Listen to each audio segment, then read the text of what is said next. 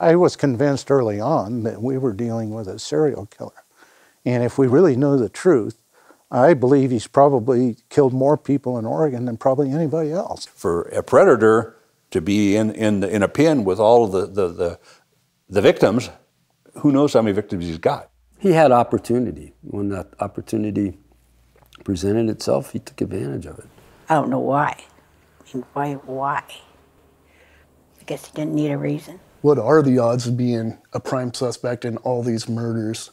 It wasn't until later, his first victim, that I even found out about this woman, and that she was still alive, and saying, oh man, she's lucky to be alive.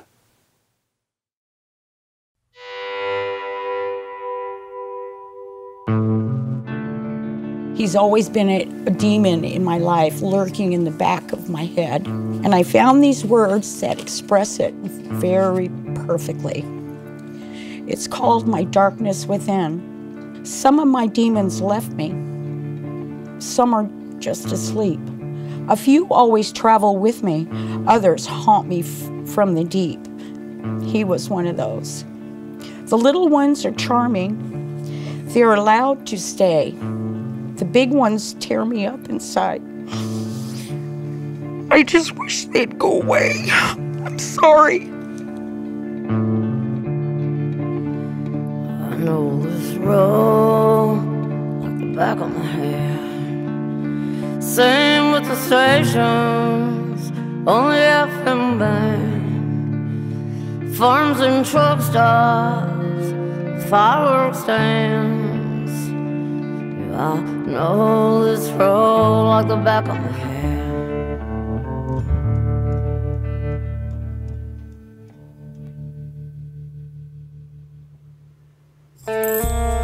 Beginning in the late 1970s, a sinister presence cast a shadow over an isolated part of central Oregon. It lurked in the background, ignored or unnoticed. Women, often vulnerable or marginalized, were disappearing. It wasn't until decades later that a reckoning finally came. My name is Noelle Crombie, and I'm a staff writer for the Oregonian. Over the past 2 years, I've investigated these crimes and the man who is suspected of committing them. I've read thousands of pages of police reports, traveled halfway across the country, interviewed dozens of witnesses, and spent countless hours driving the road along which the killings took place. This is a complicated story that jumps around in time, so throughout this video series, you'll hear from people who were present at the events they describe, as well as those who investigated them, in some instances, much later. You'll hear tapes of police interviews that were conducted years after some of the events they address. You'll learn information that has never before been made public. These are the stories of the ghosts of Highway 20.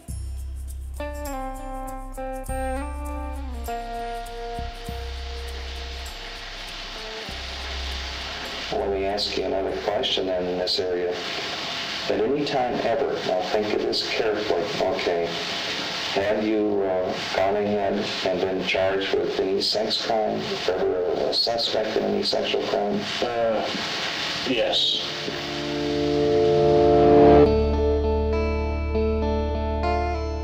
In 1977, Marlene Gabrielson was 20 years old. She lived in the small city of Lebanon along Highway 20 with her husband and their new baby.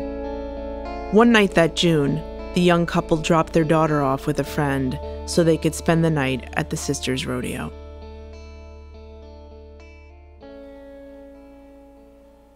I was underage, shouldn't have been drinking, and I got angry about something. Now I can't remember. So stupid that I just walked off and said, fine, I'm going to go home. She asked around for a ride, and eventually a man with a pickup offered to take her home to Lebanon, about 80 miles away. I thought there was nothing wrong. I'd be safe. It wasn't that far from home. I didn't even look around inside the vehicle. All I knew, it was just a beat-up old truck, and I was going home to my kid. The man with the old truck was John Arthur Ackroyd. Ackroyd was in his late 20s and lived in Sweet Home.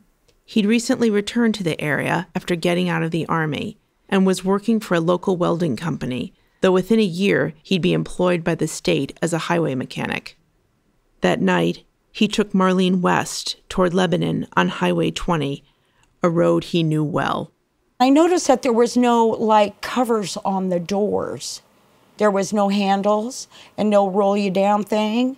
I sat in the passenger seat and didn't even think, didn't even faze me that this was a trap.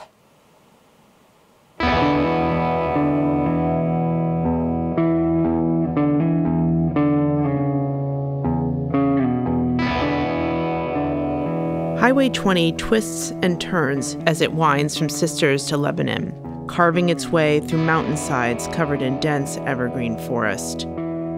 It's a sleepy stretch of road with little development and few landmarks, and it's dark at night. Exits lead to logging roads or campgrounds and quickly disappear into the brush. I fell asleep, well, passed out. I woke up with my head banging on the seat and the edge of the outside of the truck door. He had grabbed me by my ankles and just yarded me out of there like I was just a rag dolly. And then he picked me up by the back of my neck and my hair and threw me up against this, like, a little hill. I felt like I was in a hollow because it was, I remember it was beautiful because it was all green and little flowers blooming, little tiny ones. First thing I thought was, how can you be hurt in this kind of beauty? All I remember about it is this girl needed a ride home. She'd ordered Sister's Rodeo, and she's worried about her baby. She pleaded with me to go ahead and take her home so she can check on her baby. I said, okay. She wanted to pull over, and, you know, she kept sexually advancing towards me, so, you know, I pulled over. We tried to do it. I couldn't get up, and she got all bent out of shape.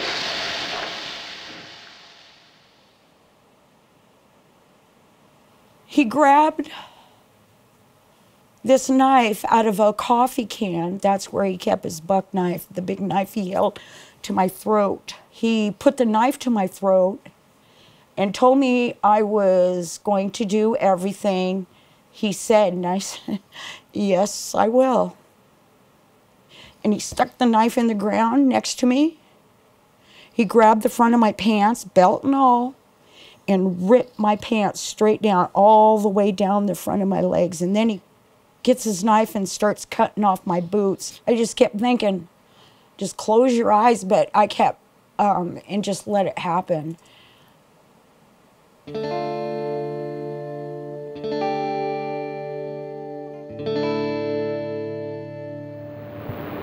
accused you of having a knife, right, when you raped her.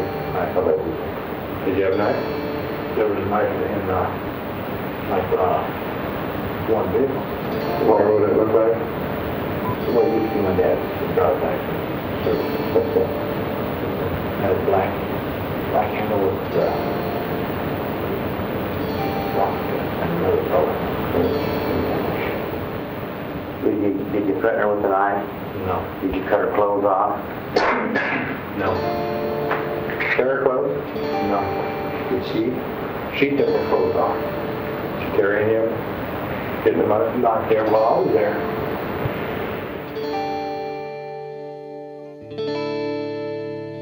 He would grab my face like this, and because I would turn my head, and he would make it, open your eyes, look at me. Yeah, so I had to look at him, and I did. He got done doing what he wanted, and he kind of stood over me and looked at me, all, you know, standing over me with a hand on his hip. wiping his sweat away. You get treated like that and you don't even feel human. I just laid there and kind of wanted just to seep into the earth, just take my body and renew, bring new life in, something that's much happier than I am at this moment.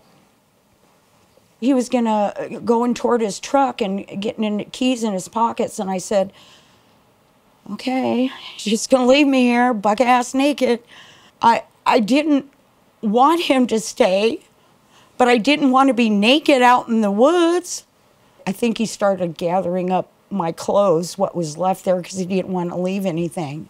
My boots and all that stuff he ripped off of me. I just had my jacket on and a little t-shirt top. He goes, now what do I do with you? I go, you take me home. He goes, I don't know. Let me tell you, I was talking real fast, real low, and real sweet. Because evidently I wanted to live. I had a brand new baby and a new husband.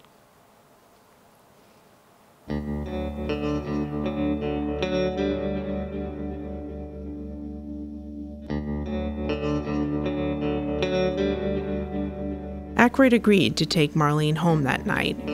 Her jeans had been torn during the rape, so he gave her a pair of dirty pants. On the drive, she did all she could to keep him at ease, knowing a rifle and hunting knife were within easy reach. I didn't want to make him angry. And he asked me if I'd be his girlfriend. And I looked down and I see that coffee can with the knife in it. I said, yes. I had him take me to my husband's mother's house. Got on the porch and just started pounding on the door. He left immediately, just left. She goes, oh my God, what happened to you? I had bushes, twigs in my hair. She goes, you need to get in the bathtub right now. And I said, no, I can't get in the bathtub right now. I've just been raped. She wanted me to wash him off. No, I wasn't gonna wash him off. I'd hold that shit in until they got it. He will be in trouble once the police come and help me. I did go to the hospital and had a rape kit done. Then I took my shower.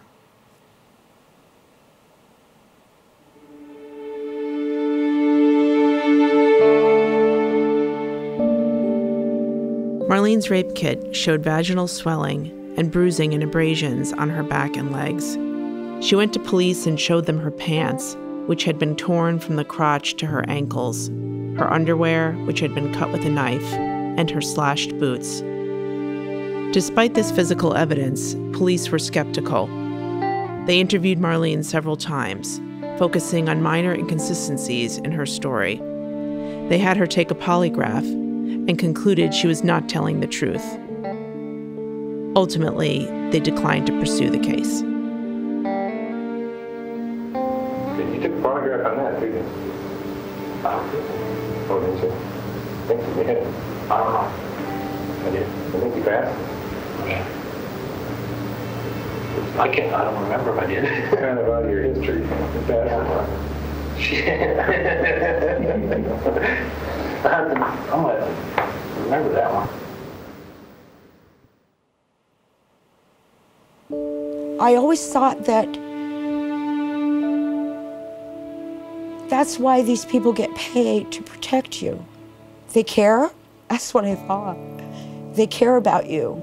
All this system was put in place to protect people, not judge them by who you're married to, what color your skin is.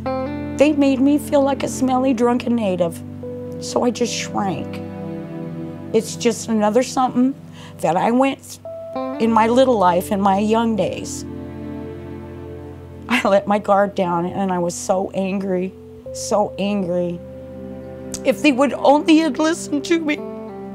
And you know, I feel guilty sometimes.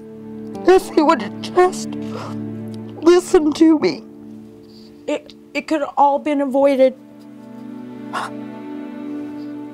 All of it.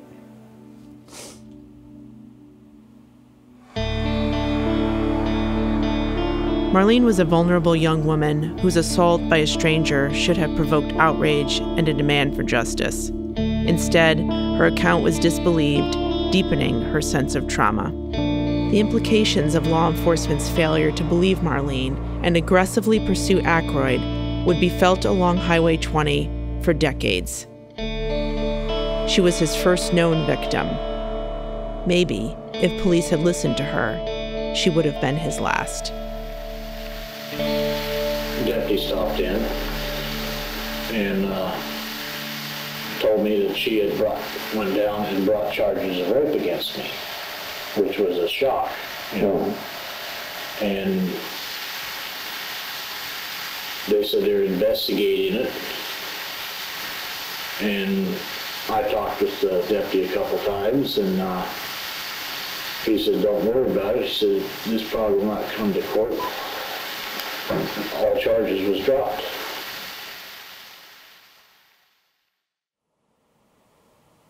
They were supposed to put this man somewhere where he could not hurt anyone else. Look what happens. Look what happens. I hear I'm the only freaking survivor.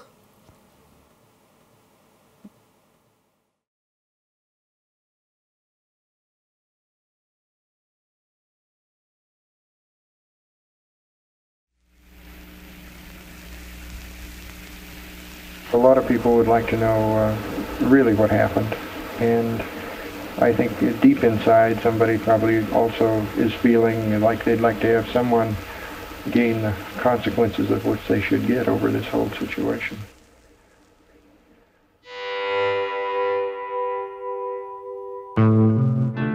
I think they stopped. You know, she probably ran. He got his gun out. Came across her jogging all alone on a road with no traffic and abducted her and killed her and dumped her in the woods. John just told me, he said, well, you know, I'm the last person I saw her alive. I know this road like the back of my hand. Same with the stations, only FM band.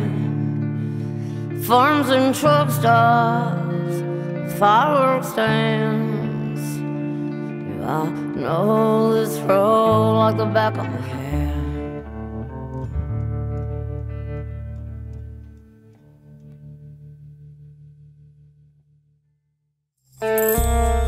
By December of 1978, it had been about a year and a half since John Ackroyd had raped Marlene Gabrielson. He'd suffered no consequences other than a beating by Marlene's husband shortly after the attack. But that winter, he would become intertwined with a different crime. It would follow him for the rest of his life and haunt a quiet community for decades.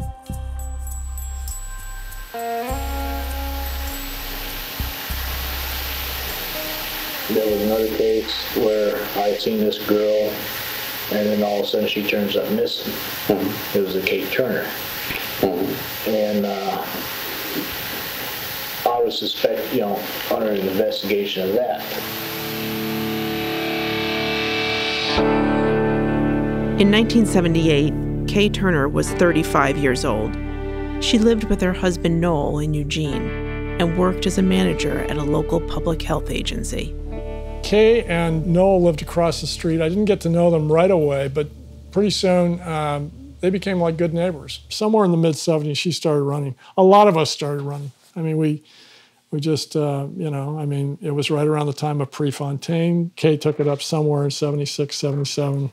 She didn't just take it up, it became a way of life. Kay ran a marathon in September of 1978 and hadn't let up a few months later when even a cold winter morning wasn't enough to keep her inside.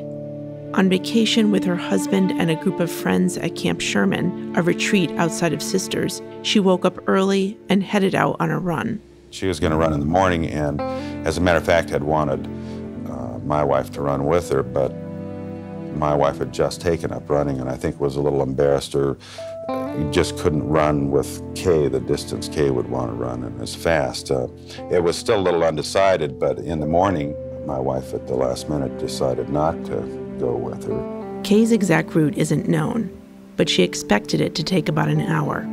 When she hadn't returned after more than twice that long, her husband and friends began to worry. I guess I knew Kay too well, and she was too stable and too smart to either get lost or to run away or whatever people were thinking. They searched, but found no sign of her. Soon, they called the police. I received a call from the Salem Patrol Office regarding a missing jogger at Camp Sherman. The district attorney in Madras requested that the state police help assist the sheriff's office in investigating the crime. Lieutenant Vedito, Bob Cooley, and myself was over at Camp Sherman interviewing people regarding this missing Kay Turner. A couple of high school boys said, well, you ought to talk to John Ackroyd. He's seen her since we did. That's when Ackroyd's first name came up. Tom Hanna, who worked with him at Saniam, he lived in Camp Sherman, and he got off work about the same time John did, I think. And when he drove down and went that back road to get to the store, he saw Ackroyd's pickup in close proximity to where Kay Turner was running.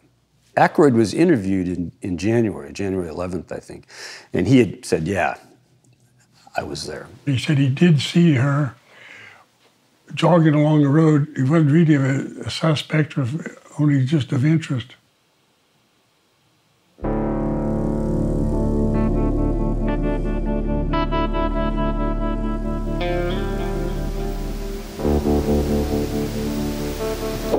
Okay, let's talk a little bit about Christmas Eve.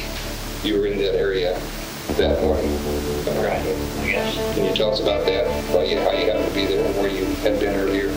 Well, like I told you, it's this one friend of mine he wanted to go out and get some medicine. And he didn't have a gun. I had a 22. You were going to go get a deer. Because they needed the meat, didn't have no money, and he was hungry and the kid was hungry. And you'd arranged this the night before or sometime before? Or? It was a couple days before, I guess. The friend whose family needed food was Roger Dale Beck.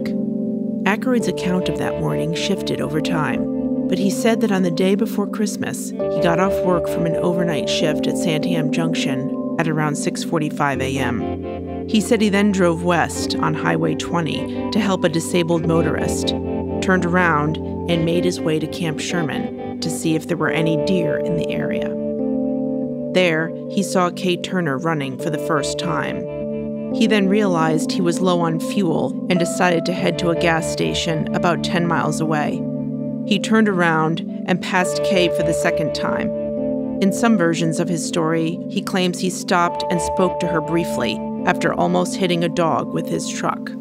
Okay, so she was running, when you went in, she was running south? Yeah. Okay. Okay. And when you came, and when you seen her the second time, she's running the same direction? Yeah. Okay.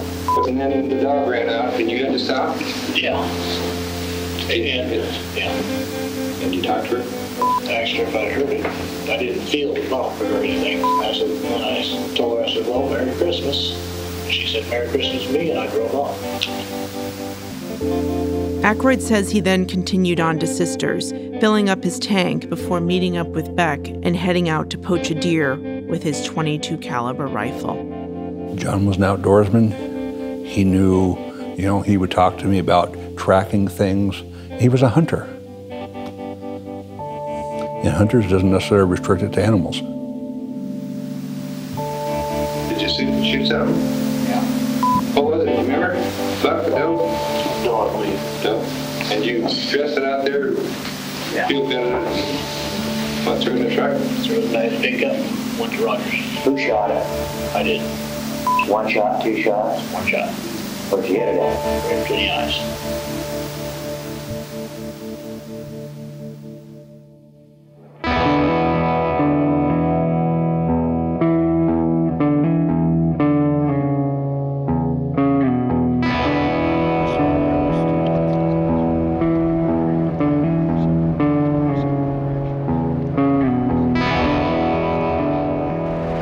Who are the searchers here today? Well, mostly friends of Kay Turner's, and most of them will be from Grants Pass. She grew up down there, of course, and they're friends coming up now to help us out here. How long do you continue a search like this until it was given up? Well, in many cases, we probably would have given up some time ago, but in this case, I guess there's enough people who are still interested in wondering what happened that they want to continue.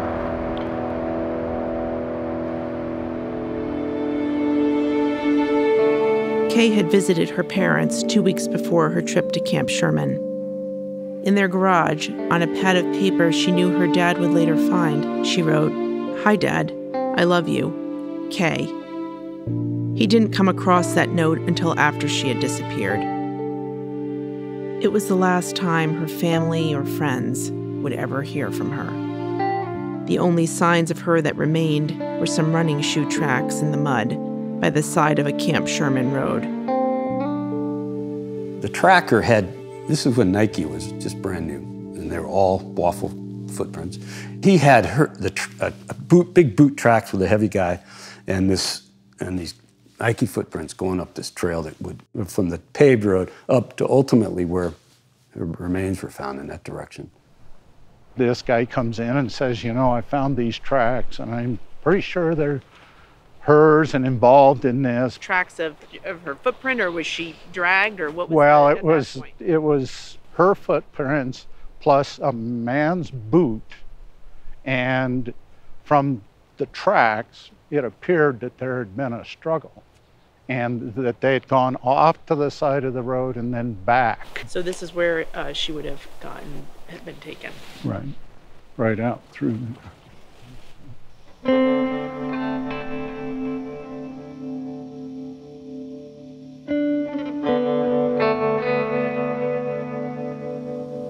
Within a week, a few days after she disappeared, they go through her desk, and they find that in the last 6 weeks she spent 2 extended weekends away with two other boyfriends, each of whom was married. So, the cops, they got 5 suspects, 5 potential suspects. They got a husband, they got 2 boyfriends, and they got 2 boyfriends' wives. It's hard to find a needle in a haystack, but if you got 5 people that you got names of, you go talk to them.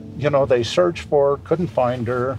The original investigators were convinced the husband did it, so they really missed a lot of things. Noel Turner, who eventually left Camp Sherman with a car full of unopened Christmas presents for his wife, hadn't known about Kay's affairs. By concentrating on him in those early days of the investigation, police lost valuable time and gave short shrift to other aspects of the case. Normally, when somebody dumps a body in the woods, they don't go miles out in there. If you're searching for a body, you don't need to go much more than 100 yards off the road. So what they should have done is covered her entire route, 100 yards off the road all the way around. If they'd have really done a good job of the search, they'd have found her. But they were so convinced that the husband had done it that they really didn't do a good enough search. But hindsight's always 20/20 on the things that we miss.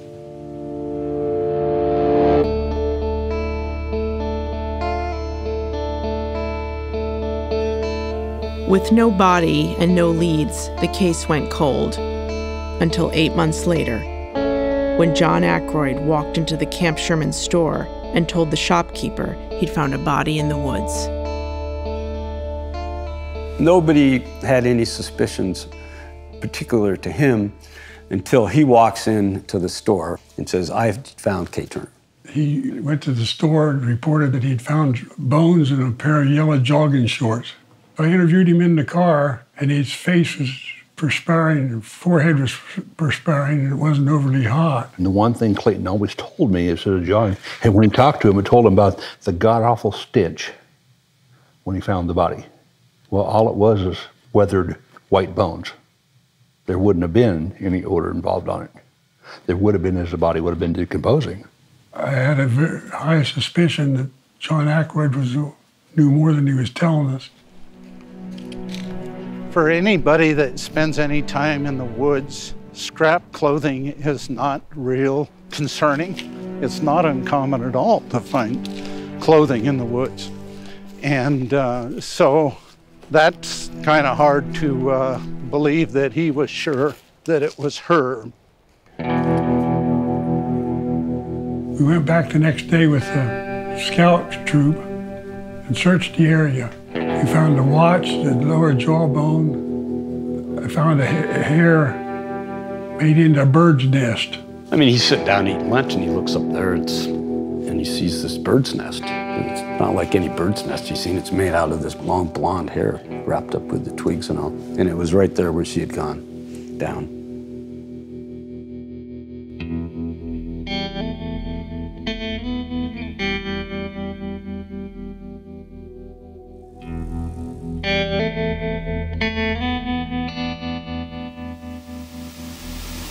Out hunting, and my dog was running around and started barking. I went over there. Okay. And what did you? And well, there's some bones. And I went down immediately to the Camp Sherman store,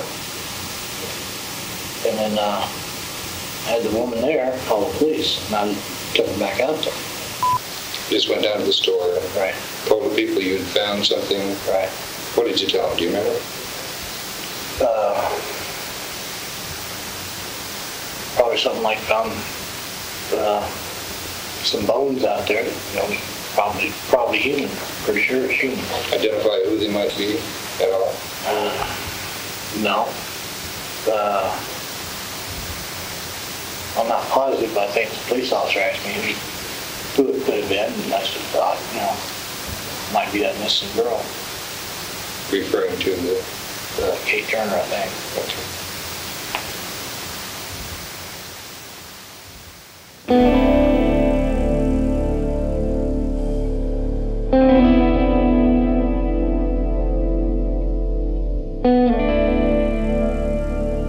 Bodies dumped in the woods are often scattered by animals and ravaged by the elements. The bits of bones Ackroyd found were not obviously human. An avid outdoorsman like Ackroyd would probably have overlooked the scraps of clothing as nothing more than debris, but Ackroyd immediately identified them as Kay's. These peculiarities, combined with the fact that Ackroyd was one of the last people to see Kay alive, made him a prime suspect in her murder. We got a hold of John and asked him to take a polygraph. He agreed to take the polygraph. Well, he failed the polygraph. So Bob Cooley and I interviewed him in my office. And he denied everything except that he did see her jogging along the road.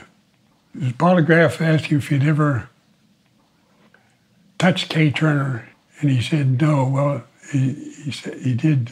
Polygraph showed that he did. So we asked him about that touching her.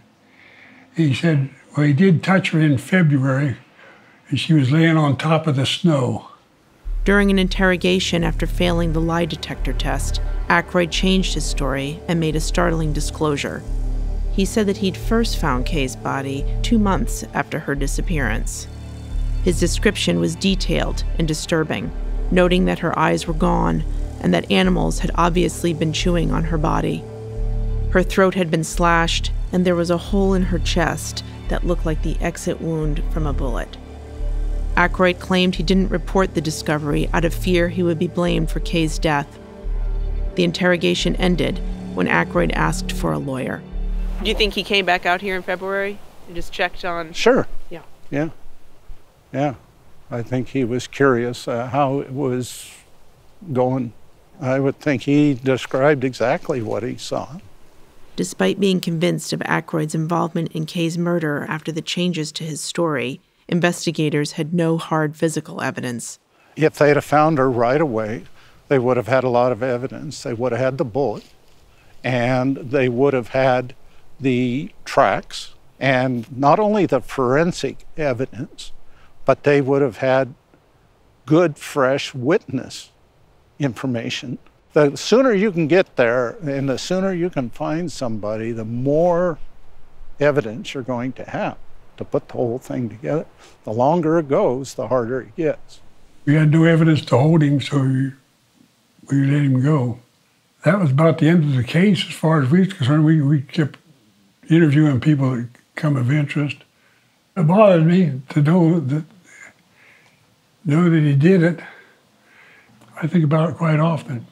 He made the statement, why did I have to find her? I was the last one to see her alive. There was no doubt in my mind that he was the last person to see her alive.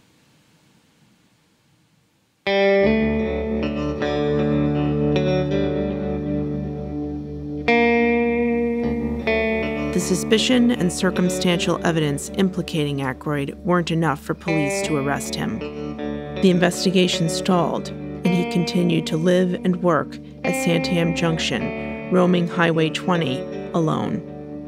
For more than a decade, Kay's case remained cold. There have been times people take people out, kill them, and bury them. There's other times where they've taken them out and just throw them on the ground after they got through and just leave them.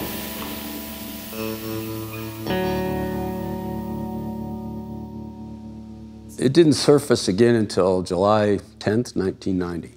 I walk out of court, and there's a note there that says, call Jason Carlisle, Linn County DA. I call up Jason, and he says, hey, Bill, have you ever heard of John Ackroyd? And I said, yeah, John Ackroyd killed Kay Turner. And he said, well, his stepdaughter disappeared yesterday, and we've got an active investigation going on.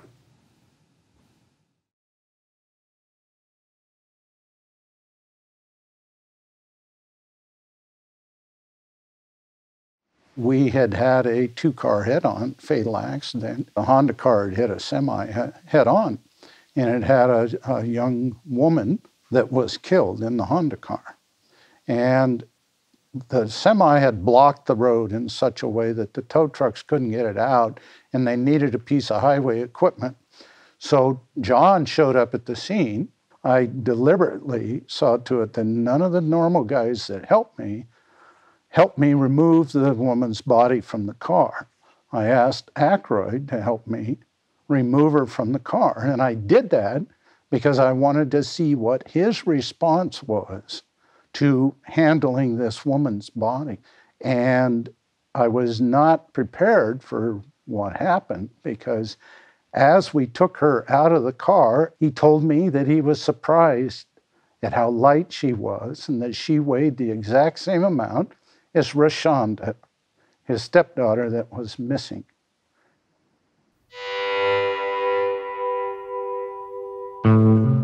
She went missing on July 10th, 1990. Around 10 o'clock is when she was missing. If I would have had someone take me home then, I might have came up on something. It makes me so angry because I feel like she could have been saved. So who's the most likely suspect? John Arthur Ackroyd. I don't think. I know who killed my sister. John Ackroyd is the one who killed my sister. She's up on that mountain somewhere. She's gotta be. I know this road like the back of my hand. Same with the stations, only FM band. Farms and truck stops, fireworks stands. I know this road like the back of my hand.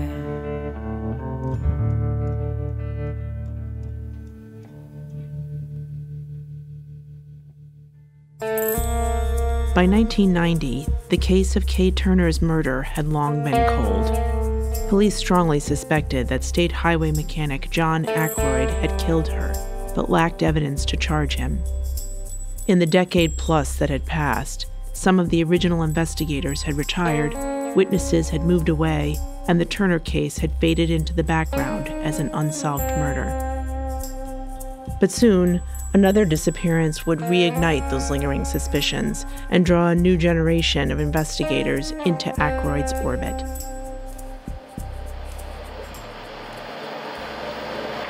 Undesirable character, and see a chance that there's a nice-looking girl that is getting developed. Take a chance and see nobody else is around. I just walk right out to the car with her. Because 87 pounds is nothing for somebody to carry. And a little girl like that, what fight is she going to put up? With somebody my size, your size, even smaller. You can punch them, and they're just going to crumple. You hit them over the head, they have no fight.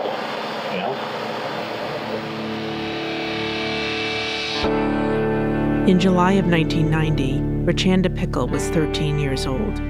She loved animals, helping her mother with chores, and bossing around her 14-year-old brother Byron. She lived with her family at Santiam Junction, a state highway maintenance yard at the junction of Highway 20 and Highway 22, about 26 miles west of Sisters. Just a typical 13-year-old, very much into the latest fashion of the time, very into the most top 40 music. She was wonderful. Couldn't ask for anything sweeter. She was funny, and she was tiny.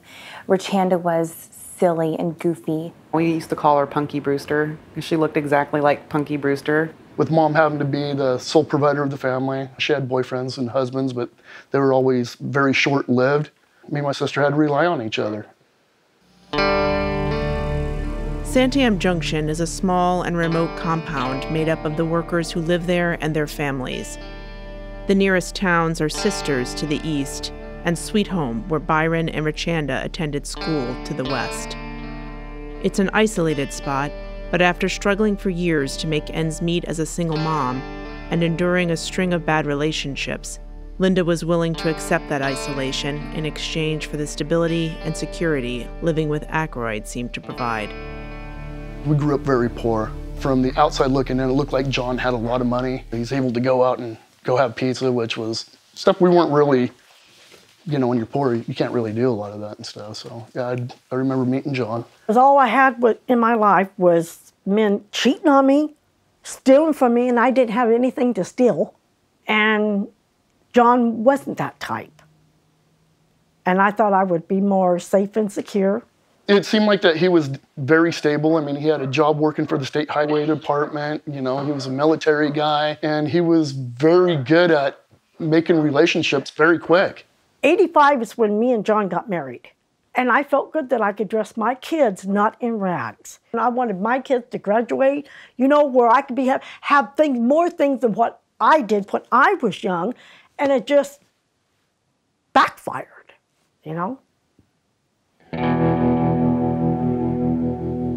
While living with John might have provided stability for Linda, it was a nightmare for her kids. Ackroyd was often described by those who knew him as unflappable and calm. But behind closed doors, he was violent and volatile. She used to have her bangs a certain way, same way all the time. She didn't come in with her hair done one morning, and I'm like, oh, what's wrong with you? Why didn't you do your hair? And he had ripped a patch of her hair out. She showed up one day to school. She had a black eye. And she had a really big black eye, and it had a little cut underneath it right here. I asked her, I'm like, Richanda, what happened? And she said, my stepdad did this. Byron always had black eyes or fat lips. But they were very visibly, obviously abused children. So what was his relationship like with your kids? Very good. I mean, we went fishing. Have you ever spanked her? Yes. Okay, with what? I made a paddle. And at Linda's request, I started disciplining the kids. She had to get on to me a couple times when, about her always having to discipline the kids and me not. So she said, you spank harder. Okay. I mean, I remember him spanking her over one of those old school wind-up alarm clocks, and it got broke. That beating she got was over the top. It was scary. My mom was yelling at John to stop. There would be times and this was way before she came up missing, there would be times that his eyes would change color and he says, I want to kill someone. And I would holler at him and say, John, you're scaring me. It was a very fearful environment. And when John snapped, it was scary. Are you a person that loses your temper at home? No. Okay. So you're pretty calm and cool most of the time? I'd say 98% of the time.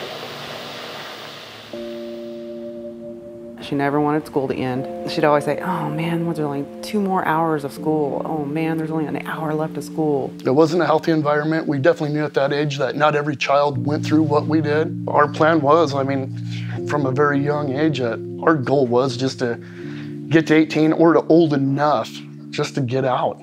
In her mind, she was going to get away from him one day, and she would have. By the end of the school year in 1990, Richanda and Byron had convinced Linda to let them spend part of the summer with their biological father. The kids traveled to Medford to meet up with Stephen Pickle, a man they barely knew. I think it's part of every child, no matter how good or bad your parents are, that you want to know where you come from. You want to know what type of person they are, and we wanted to have the chance to get to know who our dad was and form our own opinion. It didn't take long after their arrival for things to get tense. Stephen Pickle confronted the kids about family rumors that Richanda had been sexually abused by both an extended family member and a man who Linda had been with before Ackroyd. My dad had us both sit down on the couch. I remember sitting there and me and her looking at each other, and it was just like, oh my gosh, we're gonna have this conversation. And my dad was livid. He was gonna talk about getting an attorney and stuff and getting us both yanked from my mom. I mean, it was underneath her watch and she didn't do anything about it. Later, Stephen Pickle reacted badly to Richanda and Byron's attempt to join a game of hide-and-seek with neighborhood kids, convinced it was an excuse for the young boys and girls to have sex. Devastated, Richanda demanded to go home to her mother. My uncle and my aunt were getting ready to come towards Sweet Home for a family reunion, so we went out to my Uncle Bob's place. Dropped my sister off, and I knew I'd see her within a couple weeks. And I mean, it's still ingrained in my head. Seeing her in the back of my uncle's Chevy Blazer.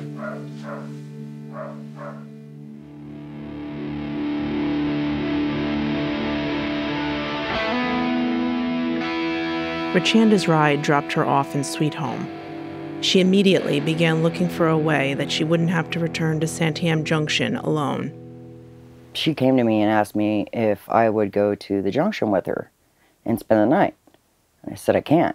Richanda was adamant about not going up there by herself, and I asked her why. She wouldn't tell me. Because I don't. Will you just please go with me? And I said I can't. I would love to, but I can't. When little girls run away from families, sometimes there's a reason for this, and I ask you if you ever sexually abused your daughter, right? And your answer was no.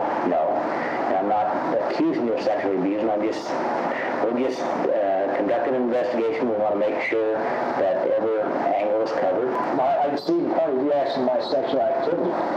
Like if I'm having sex, and maybe not getting enough from Linda, and Chinese getting developed, maybe I try a little bit of fresh stuff here, That's sick. I know there's people out there who do that all the time, and I know some of them.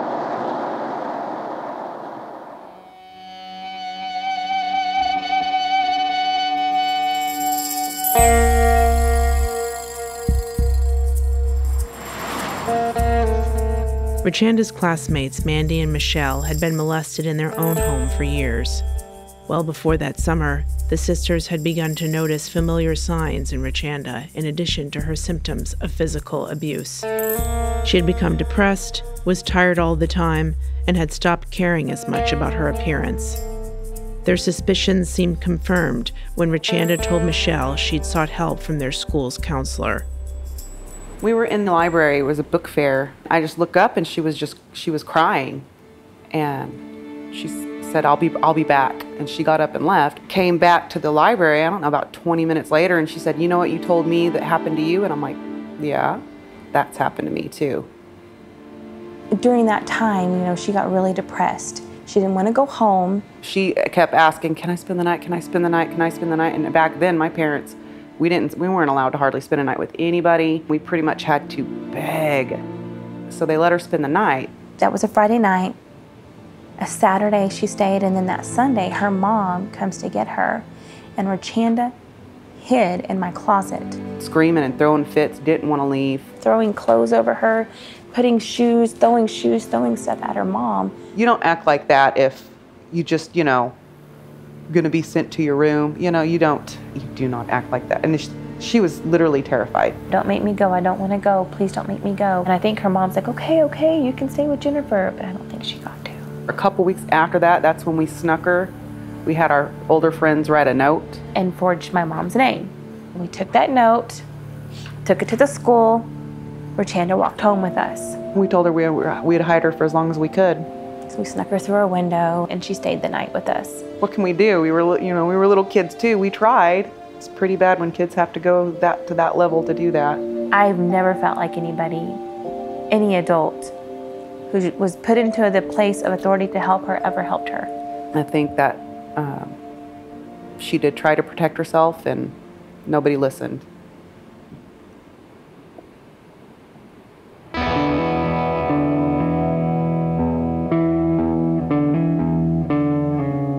Richanda continued trying to spend nights away from home whenever possible, with any friends or relatives who could take her in.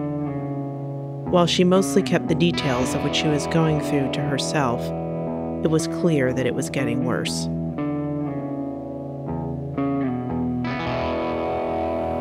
She started cutting herself.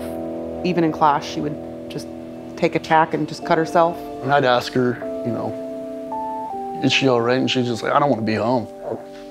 What's going on? And she wouldn't, you know, say what the exact reason was. Now getting older, I have my suspicions what those reasons were.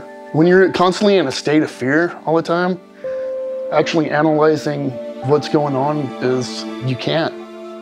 Because you're just in a state of fear, you're on eggshells. You know, you just want to have a normal day. Just a normal day, that's all you want. I remember her telling me and Mandy a couple things.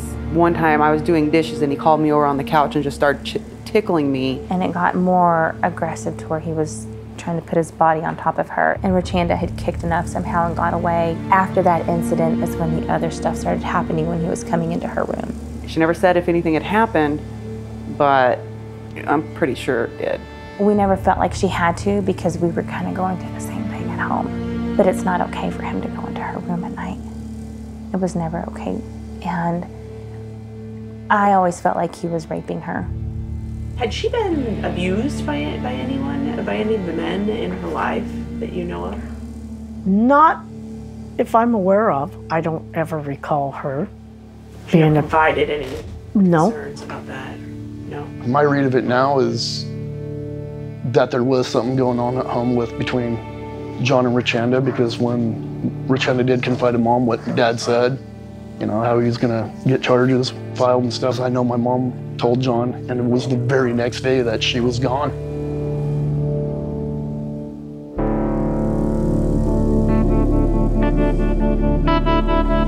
When Richanda arrived back at Santiam Junction, it hadn't been long since she had confirmed to her biological father that she'd been sexually abused. After that conversation, her father had called Linda with threats to involve the authorities, and Linda had told John. Richanda tried and failed to ensure that she wouldn't be home alone without Byron. Then, Richanda disappeared. You know, she was home when Mom and Dad left on the 10th. She held back because she asked me, Mom, do you have to go to work? So there was something going on, but I just didn't see it then. John did not work all day. He ended up coming home early. According to him, he asked her if she wanted to go for a ride with him. She said no. Richanda did everything she could to get away from this man. She was not going to go and spend any alone time with him. There's just no way. His story was that he just went out on a drive to take pictures of deer. He's never took pictures of deer. That was so far-fetched. He had driven all the way around there, and he has his camera with him, and he comes out on the road and makes sure that the other highway department workers see him, see he has a camera, and he makes a point of, I'm going to establish myself an alibi. I was here at this particular time. According to him, when he returned, she wasn't home, and that was about noon or 1-ish in the afternoon. And when he picked me up, he was talking about Rachanda wasn't there. After we got home, got dinner and all this stuff, I think it was around 10 to 5. I said, something's not right, John. I said, she should have been home. Where is she? And then he'd come back and tell me, well, I don't know. I said, well, obvious you should know. You were here with her.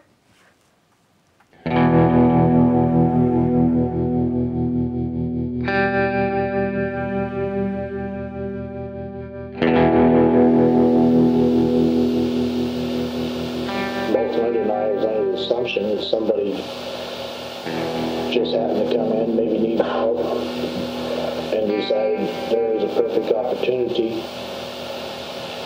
Take it. Wouldn't she put up a struggle? Depends on how he got her out. How could a person get her out? Say he had a knife when he threatened her. If she made any noise, Jenny could be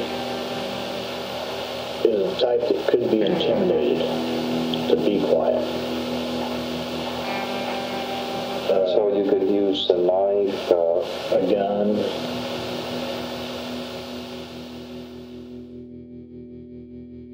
I mean, there for the longest time when it was Freshly, I just said, why didn't you go home? Why didn't you go home? You could have probably walked in. He wouldn't expect you there. Or whoever it may be. And then I've always said, well, if I would have been there, it would have happened on a different day. I remember that day. I remember Mom calling saying, have I heard from Rachanda? I'm like, no. Why? Well, she's not home. And then, automatically, well, you need to go down and check with, the Briggs boys and stuff, see if she's down there. We already did that. I'm like, you guys need to call the cops. Well, John says that we can't call the cops until she's gone for 24 hours and stuff. I'm like, I don't know what to tell you then. She's up there. She's up there. Okay, and how old is she? 13. When was the last time you saw her? It was 8:30 yesterday morning. And you're just now calling in? Yeah. Where did you think she was at? Well, I figured she was over to the next door neighbor. Did you check last night? Yeah. Okay, but you weren't concerned then see, I'm trying to find out why the delay of calling in. Well, I understand that when a child's missing, you've got to wait 24 hours before the police will even condition. Oh, no, that's not true. Not with children. Children are not at all with children. Oh, okay. There's no time limit on a child. Oh, okay. I thought maybe there was. No. And then when Mom called the next day saying Rachanda hadn't made it home, I told my dad, we need to go up there. He's like, no, we're going to play it out. I told him, I'm like, you either taking me home and stuff, or I'm going to the truck stop and I'm going to find a trucker and I'm going to hitch a ride back home. And of course, that upset my dad. He started yelling at me, and that's when I broke down crying. I told him, something's wrong. Something's not right. And the next day, we loaded up into this vehicle and we drove up there. 100 searchers from 6 different county law enforcement agencies, including Lane County, spent their day poking through the wilderness near the Hoodoo ski area in search of 13-year-old Rachanda Leah Pickle. In the initial days, air searches of the mostly barren lava lands resulted in nothing. Now, ground crews are concentrating on the heavy underbrush that lines the roadways. Well, we had all the workers go out and look. I'm telling John, well, you know this area, so tell them, Did John seem worried about Rachanda?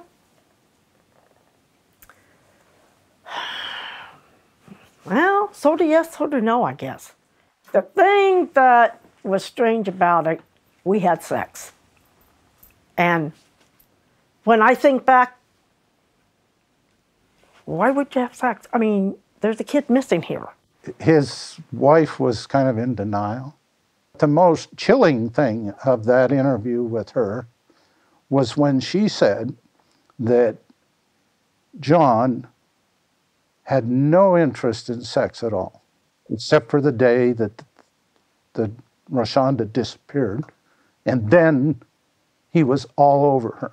It was a very telling sign that something got him very excited.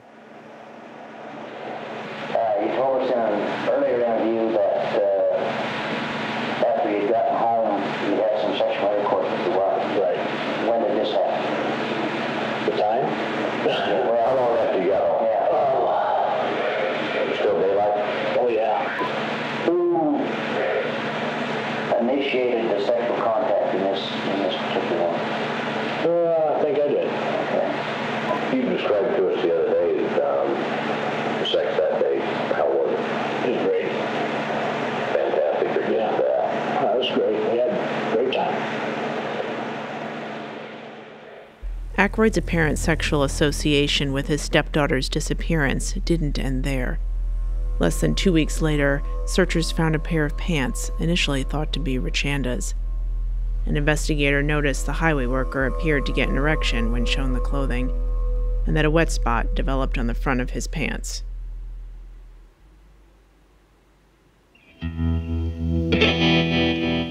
For weeks, officials and volunteers continued searching the dense forests and lava fields that surround Santiam Junction. That was probably one of the most, for this sheriff's office, one of the most labor-intensive searches that had occurred. You have a young girl that's missing in the Santiam forest or the Willamette forest, and that touches a lot of people's hearts and so forth. So, there was a lot of man-hours that went into looking for her.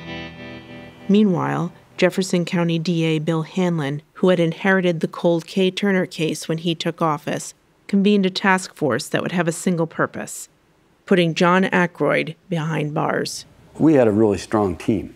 I mean, it was the case that needed to get solved. Hanlon's feeling from the very beginning was, we have a responsibility to get this guy off the street. This has gone on way too long, because he was a predator, and he clearly was. As hope of finding Richanda alive dimmed, the ongoing searches took on new meaning as members of the task force invited Ackroyd to join them, hoping he might inadvertently reveal information about her location. John was just happy to be around with all these people, like one of the good old boys, to be involved in the investigation. I think he liked the idea of being involved. That's fairly common with people like that. They like to be close to the action, and they like to find out what you know.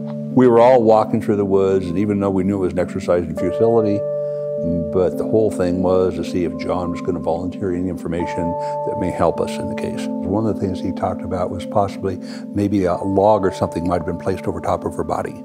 And to me, that was really weird. I mean, when you think of a loved one disappearing, these are not the kind of scenarios you come up with, unless you've been there, done that. They did quite a bit more searching, different areas where he had said he'd driven. Of course, it was all dependent on, relying on what he had told them. He probably didn't tell them where he really went. They just never found her.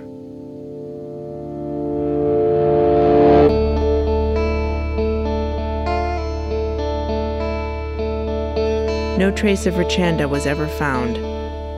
Unanswered questions about what really happened, who is to blame, and how things might have turned out differently trouble those affected to this day.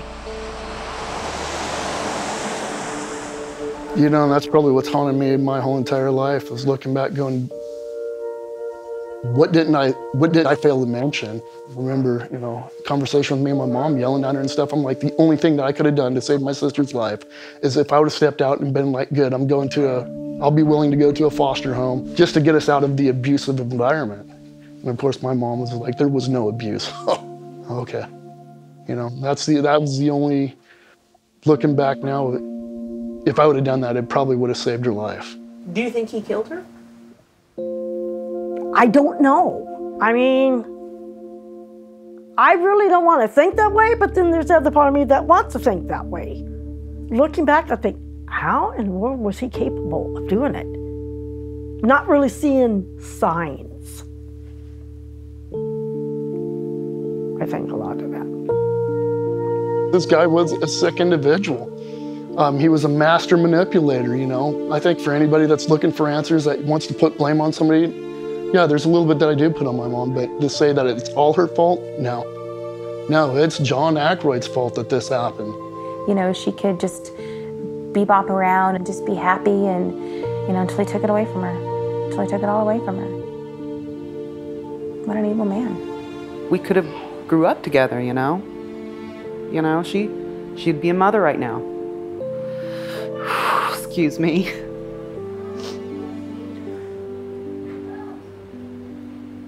I get to hear this. She doesn't. It just makes me so angry. That young lady, 13 years old, I'm sure she would have done something really awesome. My granddaughter, who's 13, she has her whole future planned out. Can you imagine that? Makes me wonder about that young lady that lost her life. They should have listened to me.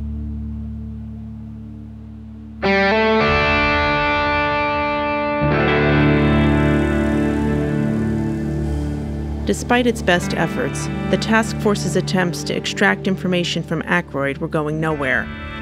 His knack for creating reasonable doubt, even while implicating himself, was taking them in circles. They knew that ultimately it would be nearly impossible to prosecute him if they couldn't find Rachanda's body. They also knew that in the vast wilderness surrounding Santiam Junction, that might never happen. He probably learned a lot from the K. Gene Turner case. He probably learned a lot about not disclosing where a body is. We knew all along what we were dealing with. This wasn't a, maybe this is our guy. We knew that he was the guy. It was very clear from the beginning. But at the time, it wasn't popular to prosecute without a body. So they shifted the attention to the K. Turner case.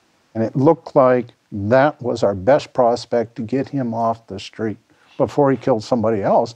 And that was our primary goal, was to keep from having more victims, which I feel we failed. Because those two young girls out of Newport,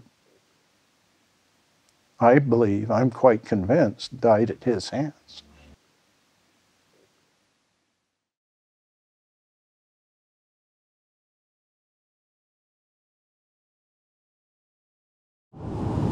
Some of the ODOT employees would be sitting around at the lunch table talking about these missing girls because the family was putting flyers up, and Ackroyd would walk by and say, oh yeah, they're trying to blame those murders on me. One, they're not even murders yet, and secondly, why are you putting yourself into it? Yeah, I picked them up, or trying to blame it on me. It was like trying to build his alibi ahead of time. When we started this, I thought for sure there's no way it couldn't be two people. But I do think he's a big guy. He'd done it before. You know, he may have even told them, you know, you need to squeeze into the back of the van. And once you shove one of them in and grab the other and slam the door, they're trapped. Yeah.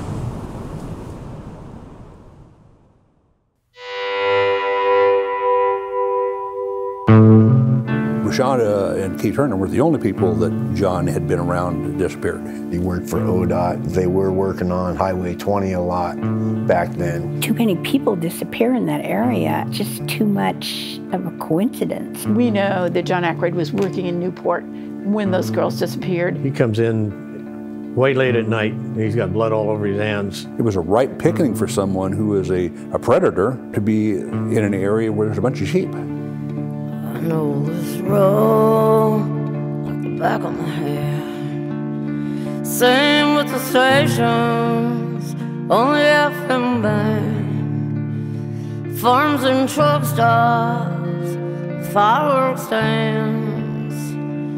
Yeah, I know this road like the back of my hand.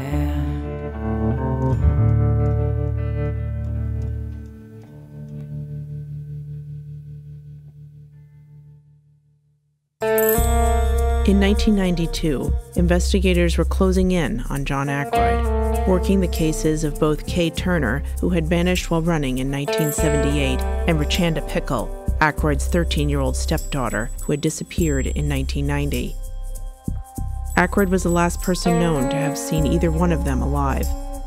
But those weren't the only killings along Highway 20 that cast suspicion on Ackroyd.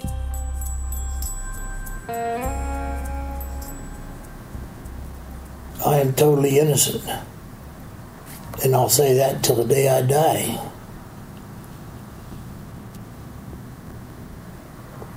What about the other ones?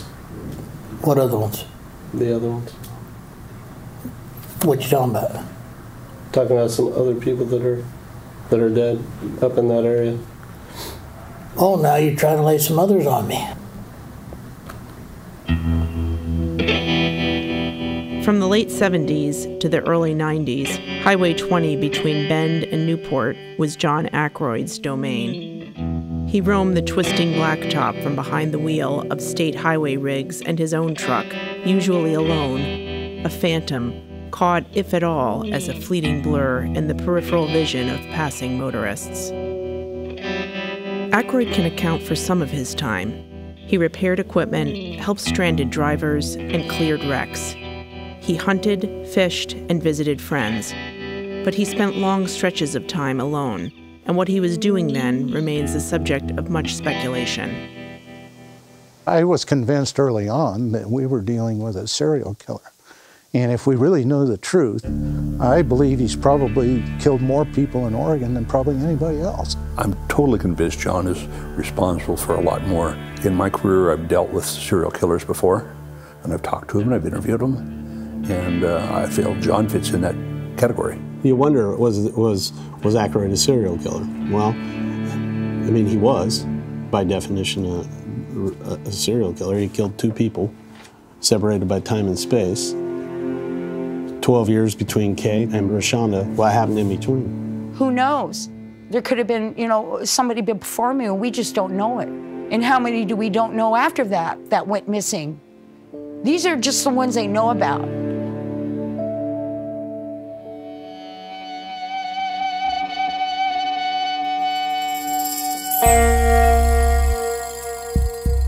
In 2012, 2 investigators with the Lincoln County DA's office were working on a cold case from 20 years before. 2 young women, Melissa Sanders and Sheila Swanson, had disappeared in the spring of 1992 from a campground near Newport. Their bodies had been found several months later in the woods off Highway 20, near Eddyville. No arrests had ever been made. The investigators received a tip from a defense attorney in Bend. He suggested they take a look at someone whose name had come up at the time of the killings, but who had never been questioned. John Arthur Ackroyd. Melissa lived in Sweet Home. Sheila lived in Lebanon. They were friends. They had planned to go camping with Melissa's family. So they drove over middle of the day, got to the beach in the afternoon, and had supper that night. Everybody went to sleep. And the next morning, the parents and grandparents woke up, and the girls were gone. We didn't hear anything for like a week, wondering what happened and stuff like that. Why isn't she back? Melissa's mom and dad came over and said they didn't bring my sister back because they supposedly supposed to have been hitchhiking back. Talked to the Lebanon Police Department about it, and they pretty much blew it off like, yeah, that's just Sheila. She's just out running, doing what she wants to do type of deal. The parents reported them missing after they'd been gone for about a week to 10 days. Not much came up until October of '92, when some hunters were hunting off Highway 20 and came across the bodies of 2 deceased people. And they were later identified as Melissa and Sheila. Finding human remains along Highway 20 was nothing new over the years. In 1976, a skull belonging to an unidentified woman was found near Swamp Mountain. In 1978, the skull of another unidentified woman was found near Snow Creek. Also in 1978, the body of Elizabeth Musler, a young woman who had disappeared from Lebanon, was found in a shallow grave near Green Peter Reservoir.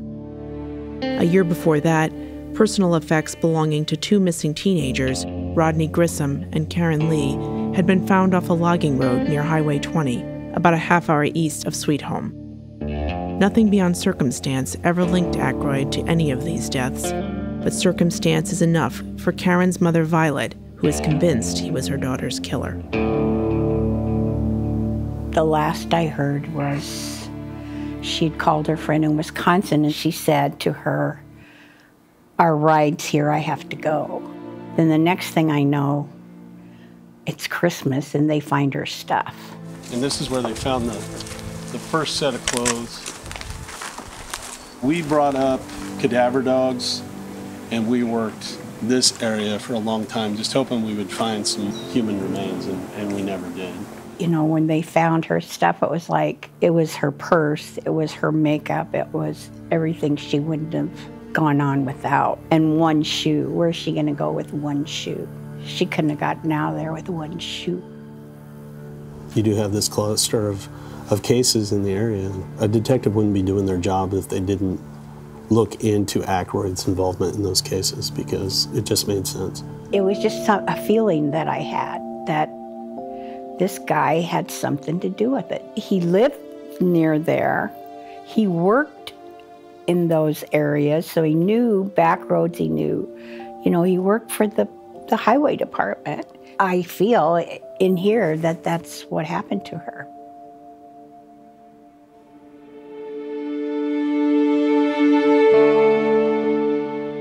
Karen's jeans appeared to have been cut, echoing Marlene Gabrielson's rape, which occurred around the same time. It's impossible to know if the same clue would have turned up in Ackroyd's stepdaughter's killing, since no trace of Richanda was ever found. But the same year that Sheila and Melissa went missing, Richanda's cousin Jennifer thought Ackroyd might have taken her to the spot where he stashed her body. John came up every weekend. I asked him if I could get a ride from him to my friend's house. And he said, yeah. We were going on Highway 20 towards Sweet Home. We passed the junction. Usually if he needs anything, he stops there at the junction where he lives and picks up whatever he needs. He passed it. And he pulled off alongside the road and he turns to me and he looks at me and he says, you know, you could kill somebody and hide a body here and nobody would ever find it. And something inside me told me not to get out of the truck. And so he's like, I gotta pee, do you need to go? I was like, no, I'm good. He got out of the truck and he was gone for about 15 minutes, 10 to 15 minutes. And I thought, that's an awful long time to go pee. Looking back on that now, what do you think that was about? Oh, God. I think he was trying to make sure that he disposed of the body. I think that he wanted to make sure nobody found it at that point. And it freaked me out because I was 16 years old, you know? Why would an adult tell a 16-year-old that? You know, and that was like 2 years after my cousin came up missing.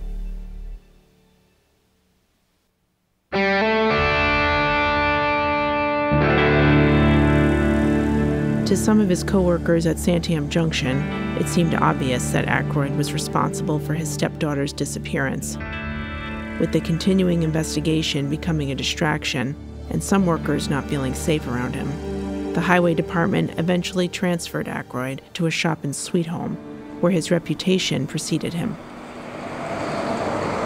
My first time that I went to Santiam Junction was somewhere around 1979, winter of 79 or 80. This guy came out from behind a truck and said, hey, I'm John, reached out. When he touched my hand, I literally froze up and thought to myself, oh my God, I just met the devil.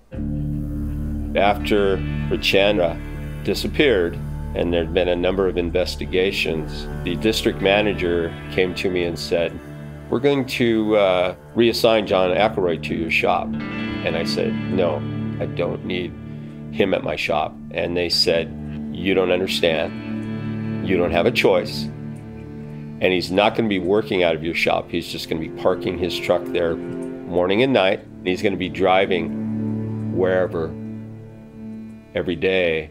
At least at Santiam Junction, he had oversight. He did not have oversight once they moved him to District 4.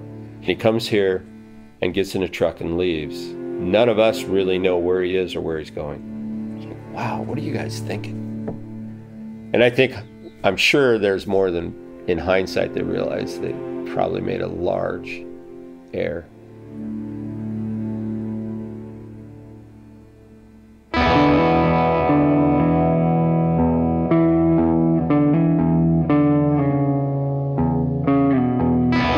By the time Ackroyd was transferred from Santiam Junction, he and Linda had split up. He moved in with his mother in Sweet Home, near the shop where he was now based. He soon began spending evenings in nearby Lebanon at a Sherry's restaurant, a popular 24-hour gathering spot for locals.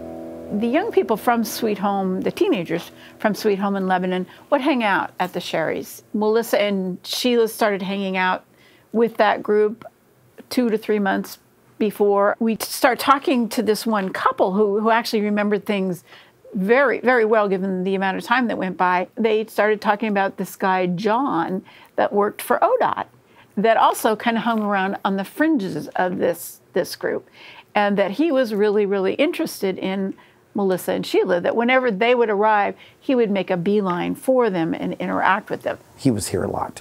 He used to give a bunch of the girls rides. The perv, that's what we called him. Short for pervert. That was his CB handle. And then we called him the perv because it just fit him better. By all accounts, Sheila and Melissa were there most nights, and Ackroyd was there most nights. The girls start talking about taking this vacation to the coast, and all of a sudden, the week before they're going to go, John Ackroyd is telling everybody that he's got a house in Newport, and he's having a party the same weekend that these girls are going to be camping with their parents. Nobody else showed an interest in it, but the girls did say that they were going to be at the beach and that they were going to go. I think it was purely a means to meet up with the girls that weekend. That plan got foiled because the girls didn't end up going over on Saturday. They ended up going over on Sunday.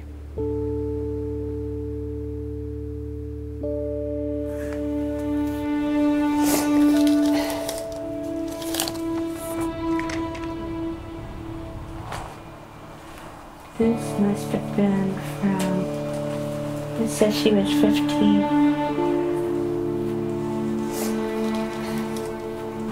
Happy Mother's Day. I couldn't find a card to say what I really wanted to say, and that's I love you. Hope you have a nice Mom's Day. 1977. That was just before she get up. Yeah. Just such a massive coincidence of location and time, and I just always felt that he'd done it. I do feel like he did it. I don't know why. Why? That would be what I'd want to know. Why? I guess he didn't need a reason. I don't know.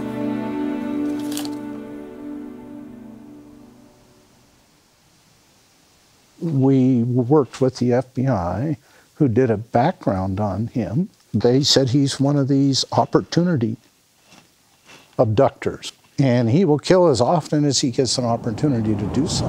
We had that written up on the board, opportunistic. And like with Rashonda and her brother go off to spend the summer with her dad, but Rashonda comes back alone. So for the first time, the brother's no longer in the picture. Within 2 days of Rashonda coming back, John Ackroyd makes up an excuse to be home alone with her during the day. And then with Sheila and Melissa, he's grooming them, he is stalking them, and he's planning on where he can be alone with them. The opportunity's there, and he takes it.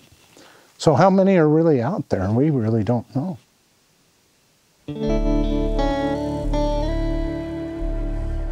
At Beverly Beach on their camping trip, Melissa and Sheila decided they wanted to head back home. Late at night, they called friends from a payphone asking for a ride. When no one could come get them, they said they'd hitchhike back instead. It was the last time anyone ever heard from them.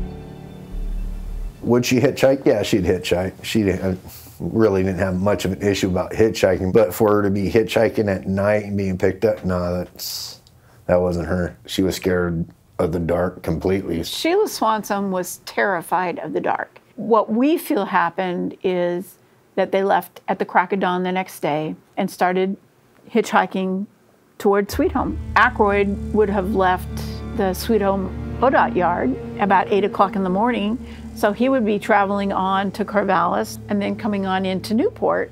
At some point, someone saw an ODOT truck picking up 2 girls at the junction of Highway 20 and the Toledo East Junction. What we do surmise is that at some point, he has the girls in the ODOT truck and he's traveling east towards Sweet Home. ODOT is doing a lot of work on Highway 20, and they have flaggers both on Highway 20 and up Nashville Road. They would notice if he had 2 girls in the truck with him. Where the girls was found off Hayes Creek Road is the last place that you can pull off Highway 20 before you would meet where they were working on the road. So we surmise that he pulled off to wait for the flaggers to be gone. It's probably where the girls were murdered, was in that isolated area off Hayes Creek Road. There are no homes there for quite a way. Not likely that somebody's going to be coming by there.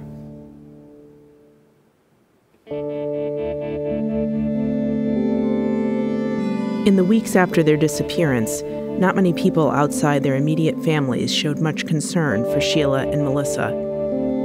Police assembled no search parties. The media provided little coverage. In their hardscrabble world, the young women had few protectors and even fewer opportunities to rise above a culture hardwired to look the other way when confronted with marginalized women. A predator like Ackroyd knew that.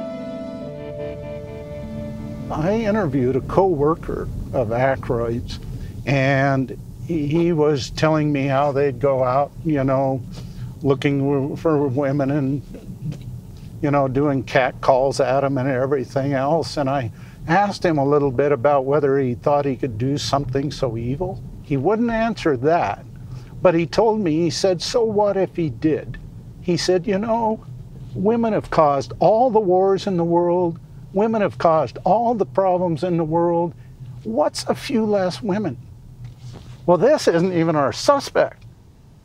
But he hung around with our suspect. Once the girls were found, we kind of just forgot about them and moved on. Now I think about it a lot more like when people die, but then I would be like, oh well. And I know that sounds really bad. And it was, now that I think about it, that was pretty. And none of us went to the funeral. None of us have ever talked to the family. It's like they ceased to exist and we just quit talking about them. Now I think, when I think about it, I think I might have been able to prevent it, but I was young and didn't care. I know that sounds hard. Mm-hmm.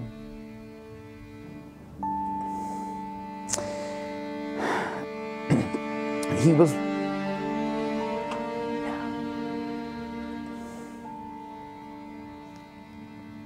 sorry.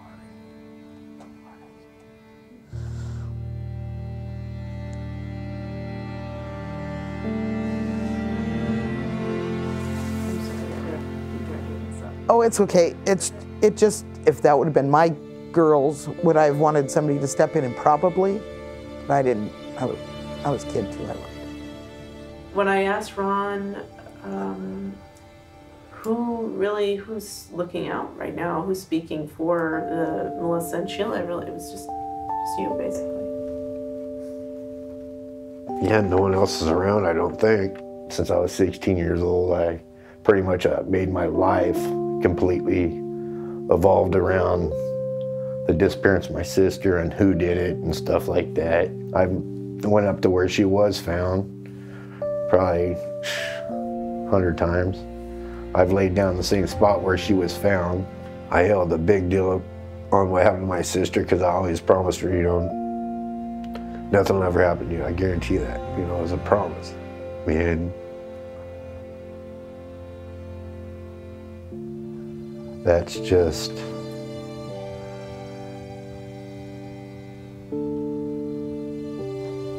something I can't take back. Would I change that promise? No. It'd be the same promise it was back then as it is today. It's just one that was never completely fulfilled.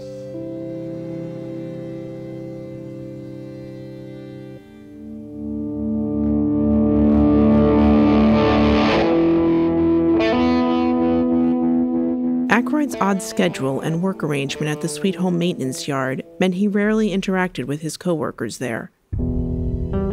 But on one night, when the shop would normally have been empty, he surprised 2 workers who were there on a special shift.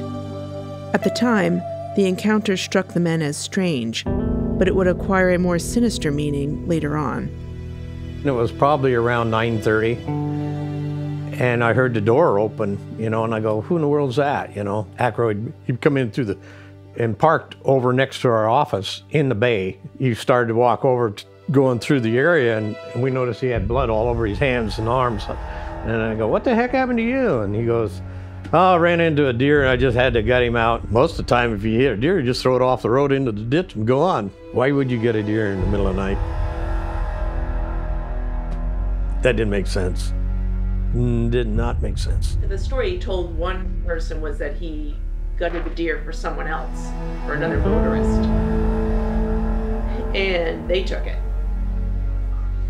That doesn't add up to you? No. It don't sound like something Ackroyd would do.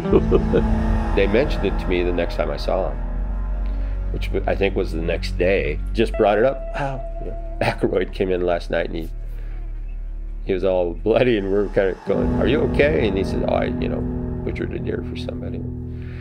That was kind of that. Nothing of it. Somewhere down the line, they started talking about these 2 girls being missing from Newport. And that's kind of when we put 2 and 2 together, like, wait a minute, those girls disappeared about that time he came in with all that blood on his hands. Both Marvin and Rick came to me and they were just totally freaked out. What if he murdered those girls and that wasn't really deer blood? He had been in Newport, he had been working over there, and then he's all bloody. He'll probably never leave my mind, just that part of it. Nobody ever asked us.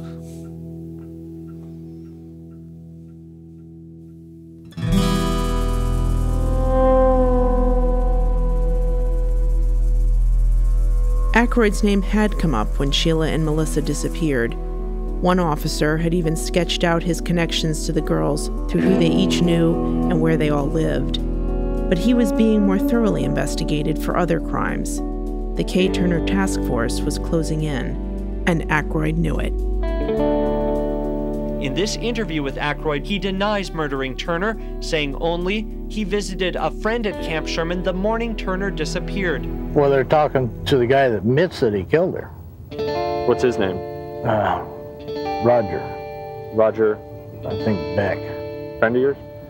Not really. He's a friends of mine, but I didn't have nothing to do with it. And they got a guy that's admitting that he killed her, bragging about it.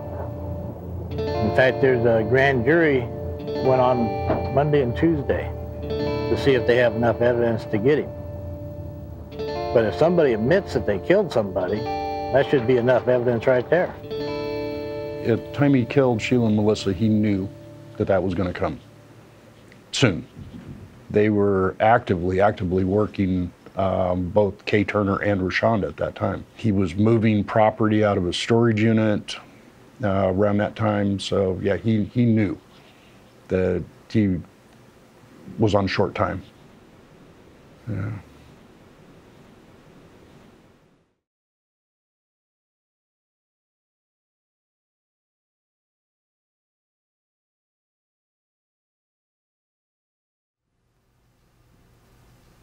When John Ackroyd was a young man, his family placed an ad in the local newspaper for some Labrador puppies they had for sale. In a police interview years later, an acquaintance who showed up to look at them described a horrifying scene. He said he walked in to find puppy body parts scattered across the yard. Ackroyd had hacked the entire litter to death with a machete, saying, "These are my dogs, and nobody's gonna get them."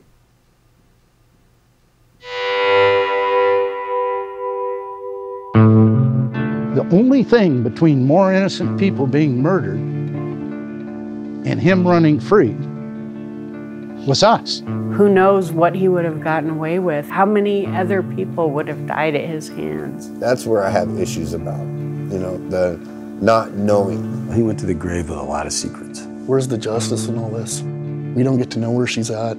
How's this right? Was he an evil guy? Hell yeah, he was. Did he deserve to die in prison? Yeah, he did. And hopefully he's enjoying his time in hell. I know this road like the back of my hand. Same with the stations, only FM band. Farms and truck stops, fireworks stands. I know this road like the back of my hand.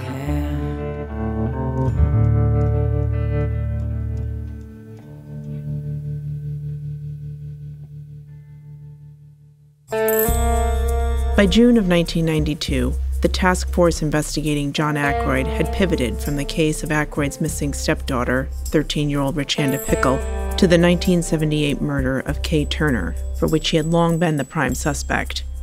Two young women who were recent acquaintances of Ackroyd's, Melissa Sanders and Sheila Swanson, had also recently disappeared. The walls were closing in on Ackroyd.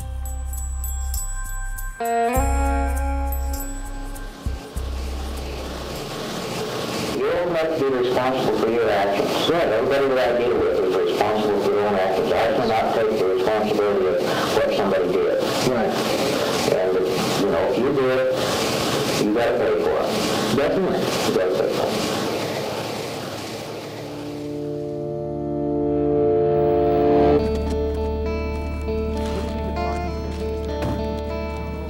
Well, we're really just getting started. This is the first step. We've got a lot of work ahead of us. It's just an accumulation at this point of a lot of hard detective work that's been done by a lot of different agencies to get it to this point. Ackroyd and another man, Roger Beck, are charged with kidnapping, raping, and killing Kay Turner. That June 14th, John Ackroyd was finally arrested, along with his friend Roger Dale Beck. Beck had been with Ackroyd the day Kay Turner disappeared, but was largely ignored in the original investigation. More than a decade had passed since Kay's killing, and there wasn't much new physical evidence to uncover.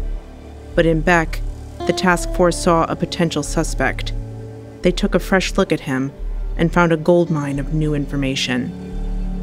Beck, initially, he was an alibi witness. He was a friend of John's. They were guys that spent a lot of time together. We didn't think he was really one of the main players. You know, we thought Ackroyd killed her maybe on the way down, went to Beck's house, and they went out and they established this alibi thing. Investigators interviewed Beck's family members and began hearing variations of the same story, that Beck had spoken many times over the years about taking part in Kay's murder, sometimes even bragging about it.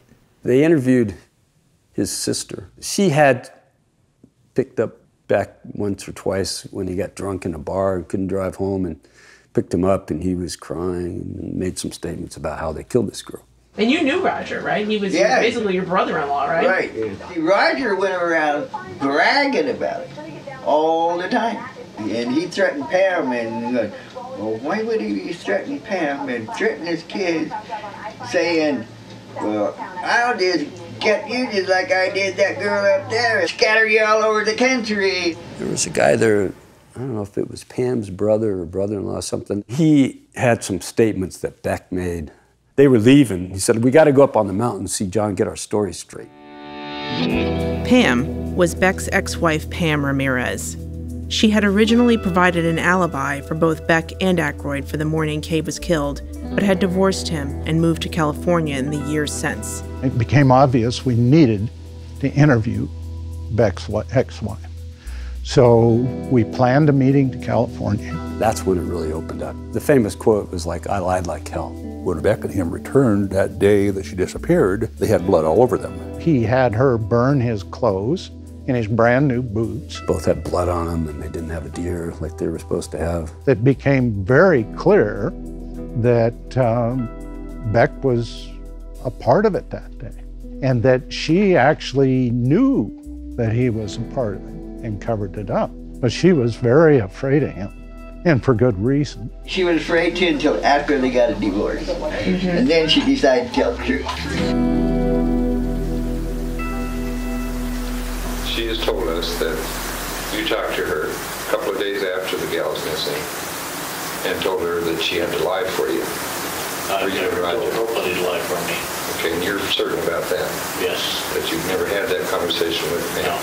And Roger Beck, he's kind of a busy guy too, isn't he? Oh yeah, he's a loony bin to day one. Okay, now we've told you also in the past that we have talked to people who said that he told them that you and he killed a lady that was jogging. And that's what you say, but like I told you, you know, I did not kill nobody.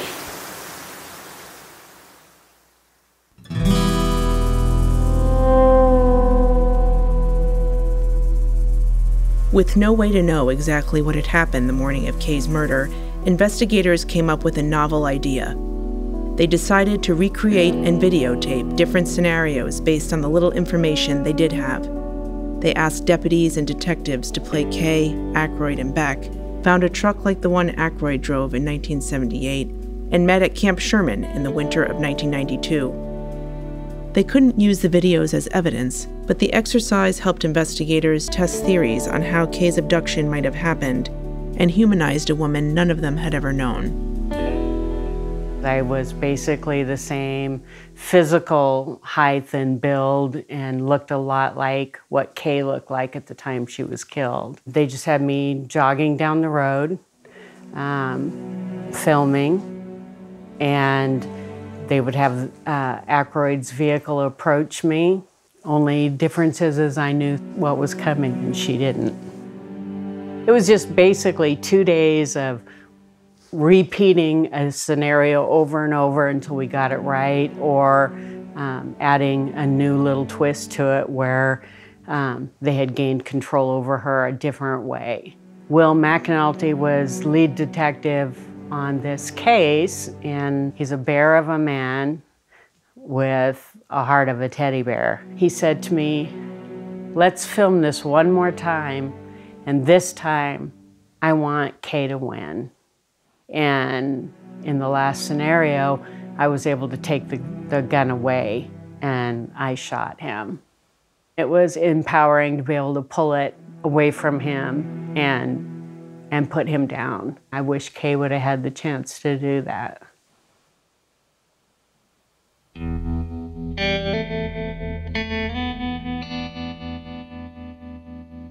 Ackroyd's trial began in August of 1993. Prosecutors had plenty of circumstantial evidence, but physical evidence was scarce. They had little more than what was found in 1979, a few bones, what was left of Kay's clothes, and her Timex watch. She wound her watch and timed every single run that she ever ran for years. The watch wouldn't have just run down when she was running. Kay's watch offered a chance to prove the date and time she was killed. Establishing that she had died the same morning she disappeared, when Ackroyd admitted to stopping and talking to her, would further tie him to the scene of the crime. Timex, you know, they take a licking and keep on ticking. I mean, that was a perfect example of that. The Timex guy, he was the designer of this thing. He was R&D on this watch. They had a stem that pulled out, you know, and you wound it. And he testified basically that the only three ways that the watch could have stopped were it ran down. And we pretty much eliminated that. Or the stem gets pulled out. So you can pull it out and you can wind it up without changing the time. Or it can, if it has a really substantial blow that exceeds the shock limits of the watch, it'll stop.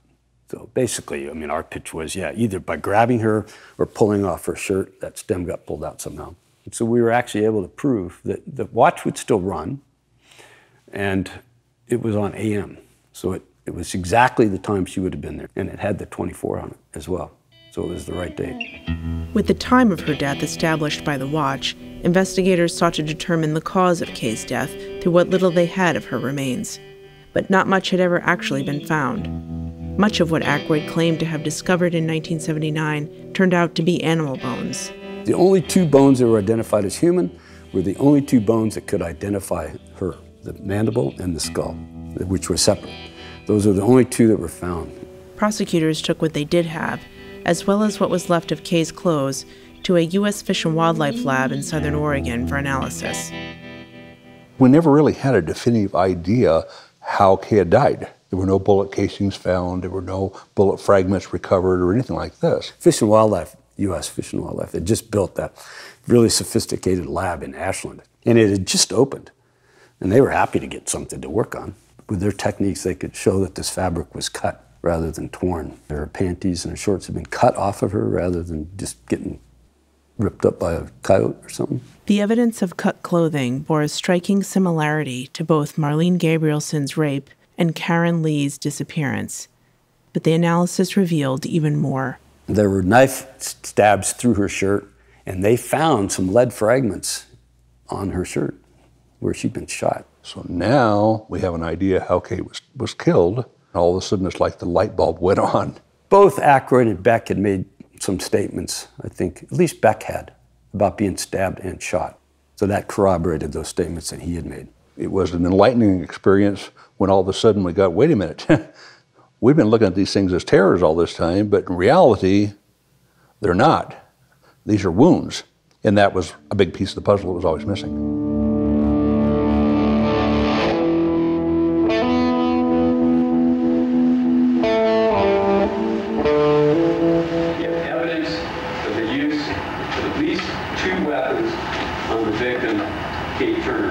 Assistant Attorney General Doug Dawson used graphic discussion about Turner's fatal wounds to try and prove that the only way Ackroyd could know how she died, as he said he did in previous police interviews, was because Ackroyd was indeed the killer.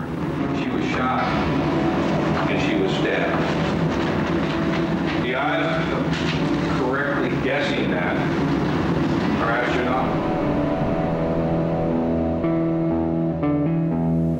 Ackroyd's defense hinged on the idea that he was simple-minded and had become confused by police during his various interactions with them. His lawyer offered a theory that it wasn't Kay Turner, but a different runner he had encountered that morning, and that he had conflated the two as a result of the extensive news coverage that had followed Kay's disappearance. There were two runners, so there was some confusion, but that was basically his thing, was it was the wrong runner. That's when I was avidly running, I just got up whenever I got up and put my clothes on and go for my run. And that afternoon I had to go to the store for something, so I went to the store, and that's when we saw search and rescue people were. And so I remember asking, what's going on? And they said, oh, you know, somebody was out running today and she hasn't returned. And I remember just thinking, oh man, you know, and then just went home. For me, to really connect it, it wasn't till during the trial when I had to go and just say, yes, I was the other person running. Because a lot of, you know, they'd either describe her or me. If Morris saw Kay or Ackroyd on her run that Christmas Eve morning, neither registered with her as anything unusual, and there's no way of knowing if Ackroyd saw her. But a few months earlier, in August, Morris experienced a frightening encounter with a man on a different Camp Sherman road. I was working as a waitress at Black Butte Lodge for that summer, and we'd often ride our bikes. There were several of us that lived in the Camp Sherman area, so I was just riding back by myself, and I was off the highway, so I was on the road to Camp Sherman, and I was good enough at that time to bike ride without the handlebars. And I remember I still had my waitress dress on. I remember that. And there was a pickup truck car kind of just off the road, and there was a person, a guy, you know, kind of moving around and stuff. And as I got closer, he went to the back of his pickup, comes out of the back of the pickup with a gun, and he points it at me, he's following me, and I was just about opposite at that point. And he was yelling something like, stop, or come here, or something, I can't remember exactly. And my mind just went, I'm going for it. So I just dropped down on my handles and pedaled like crazy, and then I weaved because I know it's harder to hit a moving target. And I remember just listening for the, listening for the motor to start, but he didn't shoot, didn't follow. And when I got to the Camp Sherman homes, I just went past and went to the store to report that a guy pulled a gun on me. It wasn't until years later, when she was called to testify at John Ackroyd's trial, that she would see the man again. I just remember looking at him and just going, that was the guy with the gun. Yeah, that was him. That's when it really hit me. That could have been me. That could have been me. There never was any physical evidence to prove Ackroyd's guilt, but the jury heard the tapes of voluntary interviews he'd given to police after Rechanda's disappearance, which contained numerous lies and contradictions. When did you find her body? The next summer. About what month? I don't know. Okay. Had you seen her before that? No. Now, if you think back, had you told any officer, anyone, that you had seen the body before then, but was afraid to report it? No. In fact, the day that we did find her, my dog found her, the skeleton. I went from there. What did you see when you found her? The skull. You saw the skull? Yes. For sure you, okay. Yes. During the summer. Sure. Okay, you're telling me you saw the skull. What else? There was some other bones laying around behind this log. But the main thing that sticks in my mind is the skull just laying there. This not only contradicted his statements in earlier interviews, but was simply impossible. In reality, Kay's remains had been scattered by scavengers, and her skull wasn't among what Ackroyd claimed to have found in 1979. Kay's skull wasn't discovered until 1980, when a hunter stumbled across it about a half-mile away. To the jury, when taken as a whole, the taped interviews were almost as good as a confession.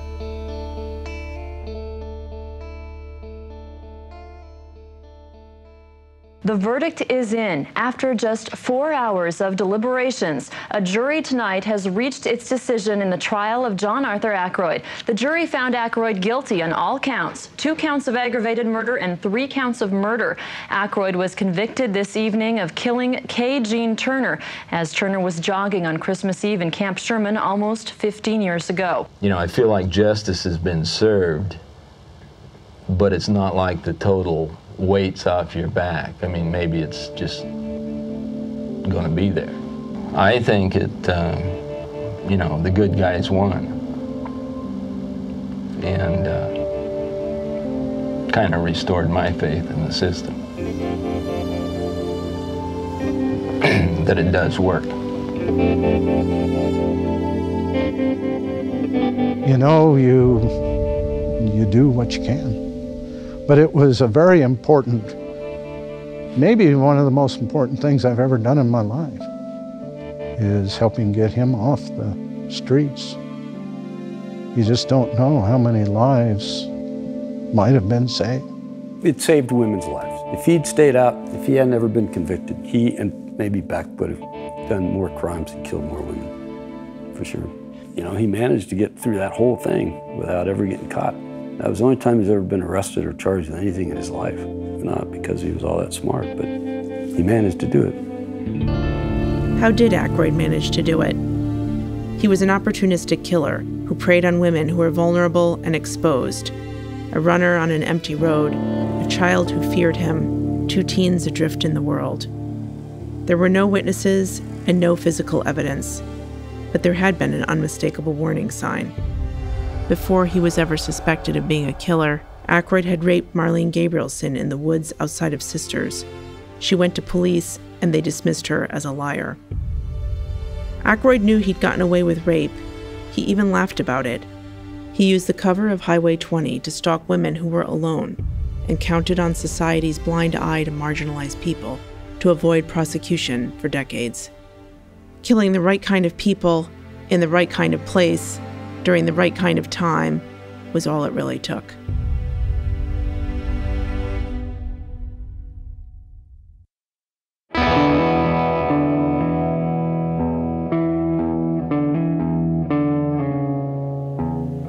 By 2010, Ackroyd had been in prison for almost 20 years.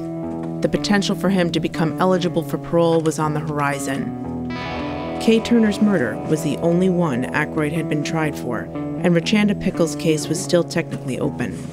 Detective Mike Harmon began to pursue its resolution. They used to say, In cold cases, time was your friend because relationships change, but at a certain point, time is no longer your friend. If we don't find her body, we're not going to have any additional evidence. So is this case prosecutable now? One of the things that kind of influenced the prosecution was that John was eligible to put in for parole. And one of the things we did not want is John Arthur Ackroyd to be released from prison. Mike told me, he's like, you know, I don't want to sound cold, but I don't want that son of a bitch out. And if I got to use your sister as a tool to keep him in there, I'm going to. I don't want this guy out. And I agreed with him. Yeah, absolutely. This guy cannot get out. The ultimate goal was, especially for Byron, Rashonda's brother, was to get Rashonda back. I knew it was going to be a long, hard road because Mike was very open, going that he's not admitting to this. He's like, you know, I'm hoping with you being there through this process that, you know, maybe as a last living testament that he has, that, you know, where he could actually feel good about himself, that, you know, where is she?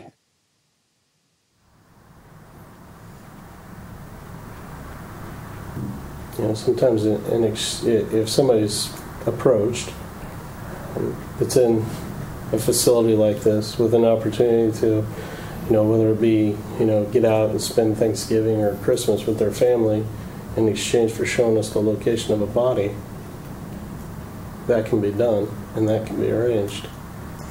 Well, you know, back when I was arrested, they approached me with a deal. I'd serve 20 years total if I confessed to Kay Turner and Channy. Mm-hmm. Like I told my lawyer, I would confess in a heartbeat if I did either one of them. So you don't know where she's at? I wish I knew. No, I think you do. No.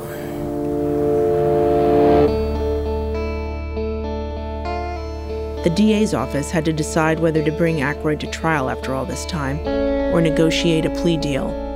While the 2010 investigation had turned up new information, like the fact that Rachanda had disclosed her sexual abuse by Ackroyd to friends, there was still no smoking gun. Officials consulted with Byron and tried to involve his mother Linda, but she declined to make the trip from California. Byron had to make the decision alone. I asked him, I'm like, what's the new evidence? Because I was convinced there had to have been new evidence because we went to a grand jury indictment and it passed, we were moving forward. Wow, there's got to be a smoking gun. And when they revealed to me that there was no smoking gun, that's when I called for a break and my wife and I was out there in the hall. I lost it. I'm like, gosh dang, I wish my dad or my mom was here. This is a big decision. Do we take the deal or do we push it and go to trial and have the chance of losing it all? I'm like, I'm gonna take the deal. I'm not gonna gamble this guy getting away with it. Right, I'll ask you then, sir, how do you plead to the single charge of the indictment, which alleges murder, alleged to have committed on or about July 10th, 1990, in Linn County, Oregon, where it's alleged that you did unlawfully and intentionally cause the death of another human being, to wit, Rashonda Lipickle, contrary to the statutes and against the peace and dignity of the state of Oregon. How do you plead to that charge, sir? No contest. Find that the plea of no contest is made freely, knowingly, and voluntarily in all respects. I'll accept the plea of no contest. John Ackroyd sitting there, he's looking forward. We did not make any eye contact. When I opened the door, he made a quick brief, and when he seen it was me, I'm the only one there connected to this. No support, pissed off. But at the same time, it felt good at the same time, knowing that I actually seen this through for Rachanda, giving her a voice and all of it.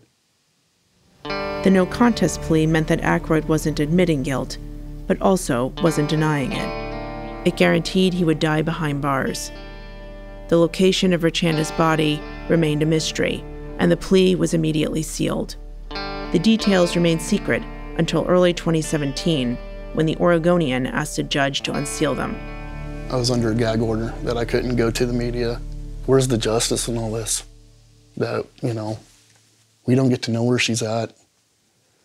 I can't tell anybody about what's going on. How's this right? It definitely felt being victimized again. It was like, this fucking prick has more of a right than what we do.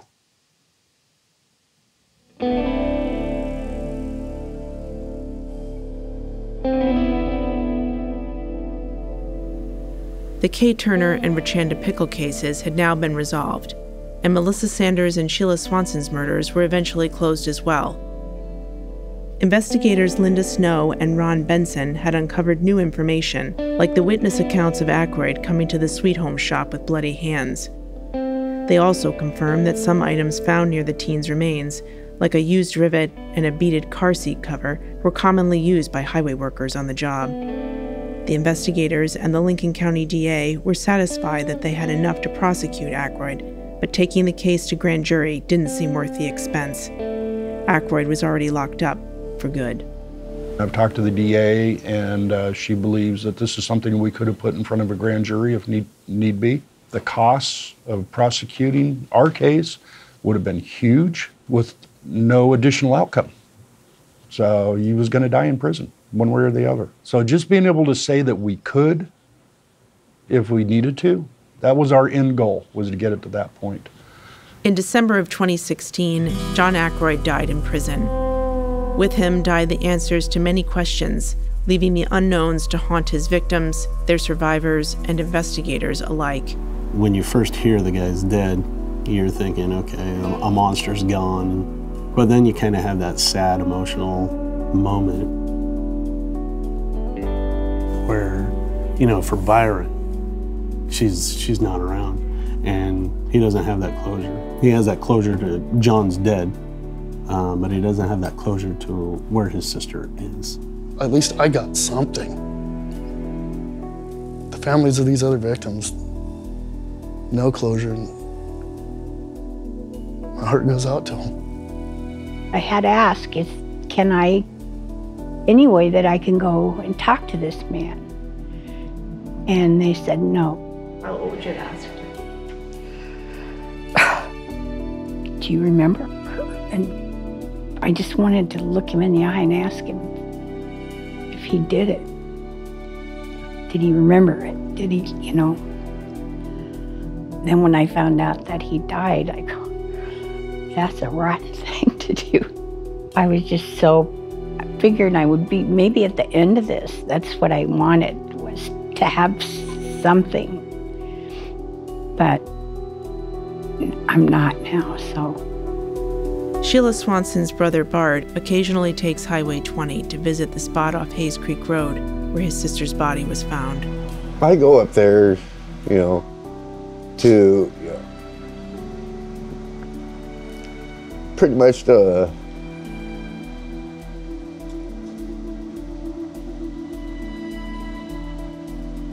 remind myself that I still haven't let it go.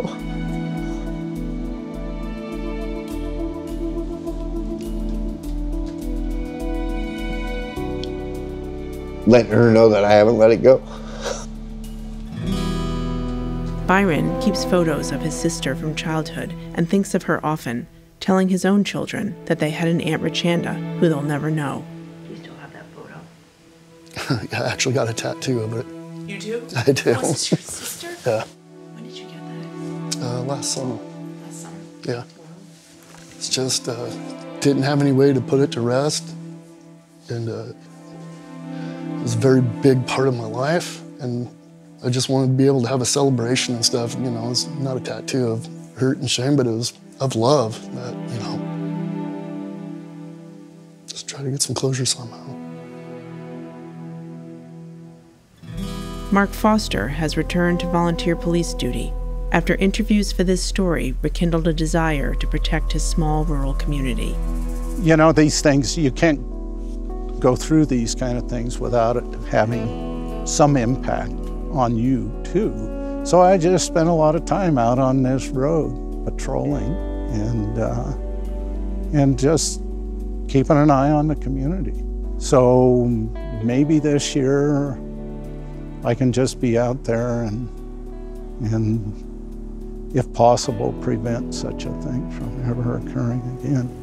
Bill Hanlon stayed in touch with Kay Turner's mother after the trial and knows how much it meant to her that her daughter's killer was finally brought to justice, something that never would have happened without his perseverance. To this day, he keeps Kay in his thoughts every Christmas Eve.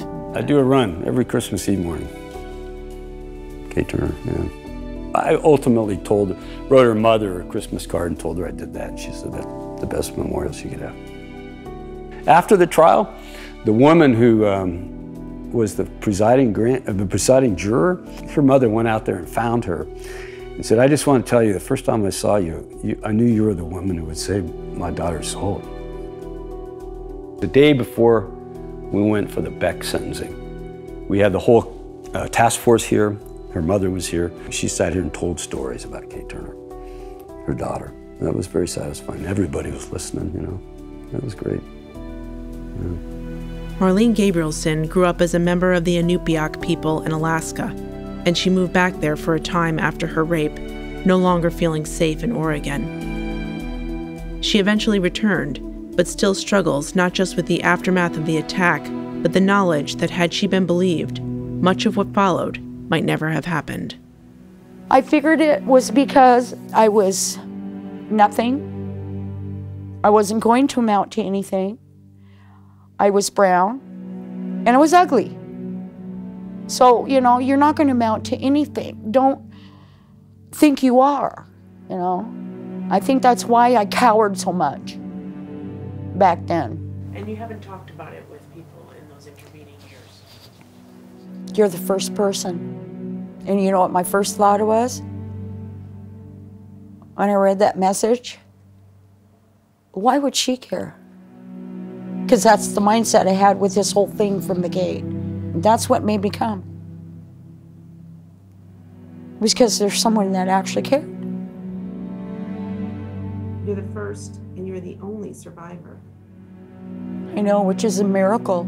You know, and this makes me feel really good because there is a reason why I'm here. And I guess I am not that ugly, you know, and I'm not worthless. Marlene, we do not name rape victims. That's just a policy. I just want to have a discussion with you, just about including my name? Yeah, Marlene Gabrielson. Yeah. Story. Marlene K. Gabrielson. I'm a Inupiaq. I'm a strong woman.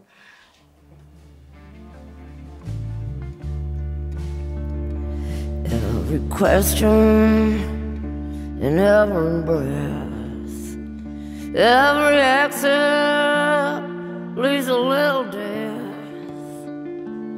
In this way, and a memory that will wander with the ghost of Highway 20. Yeah, I know this road like the back of my hand. Same with the stations on the FM band, phones and truck stops and fireworks stands. I know this road like the back of my hand.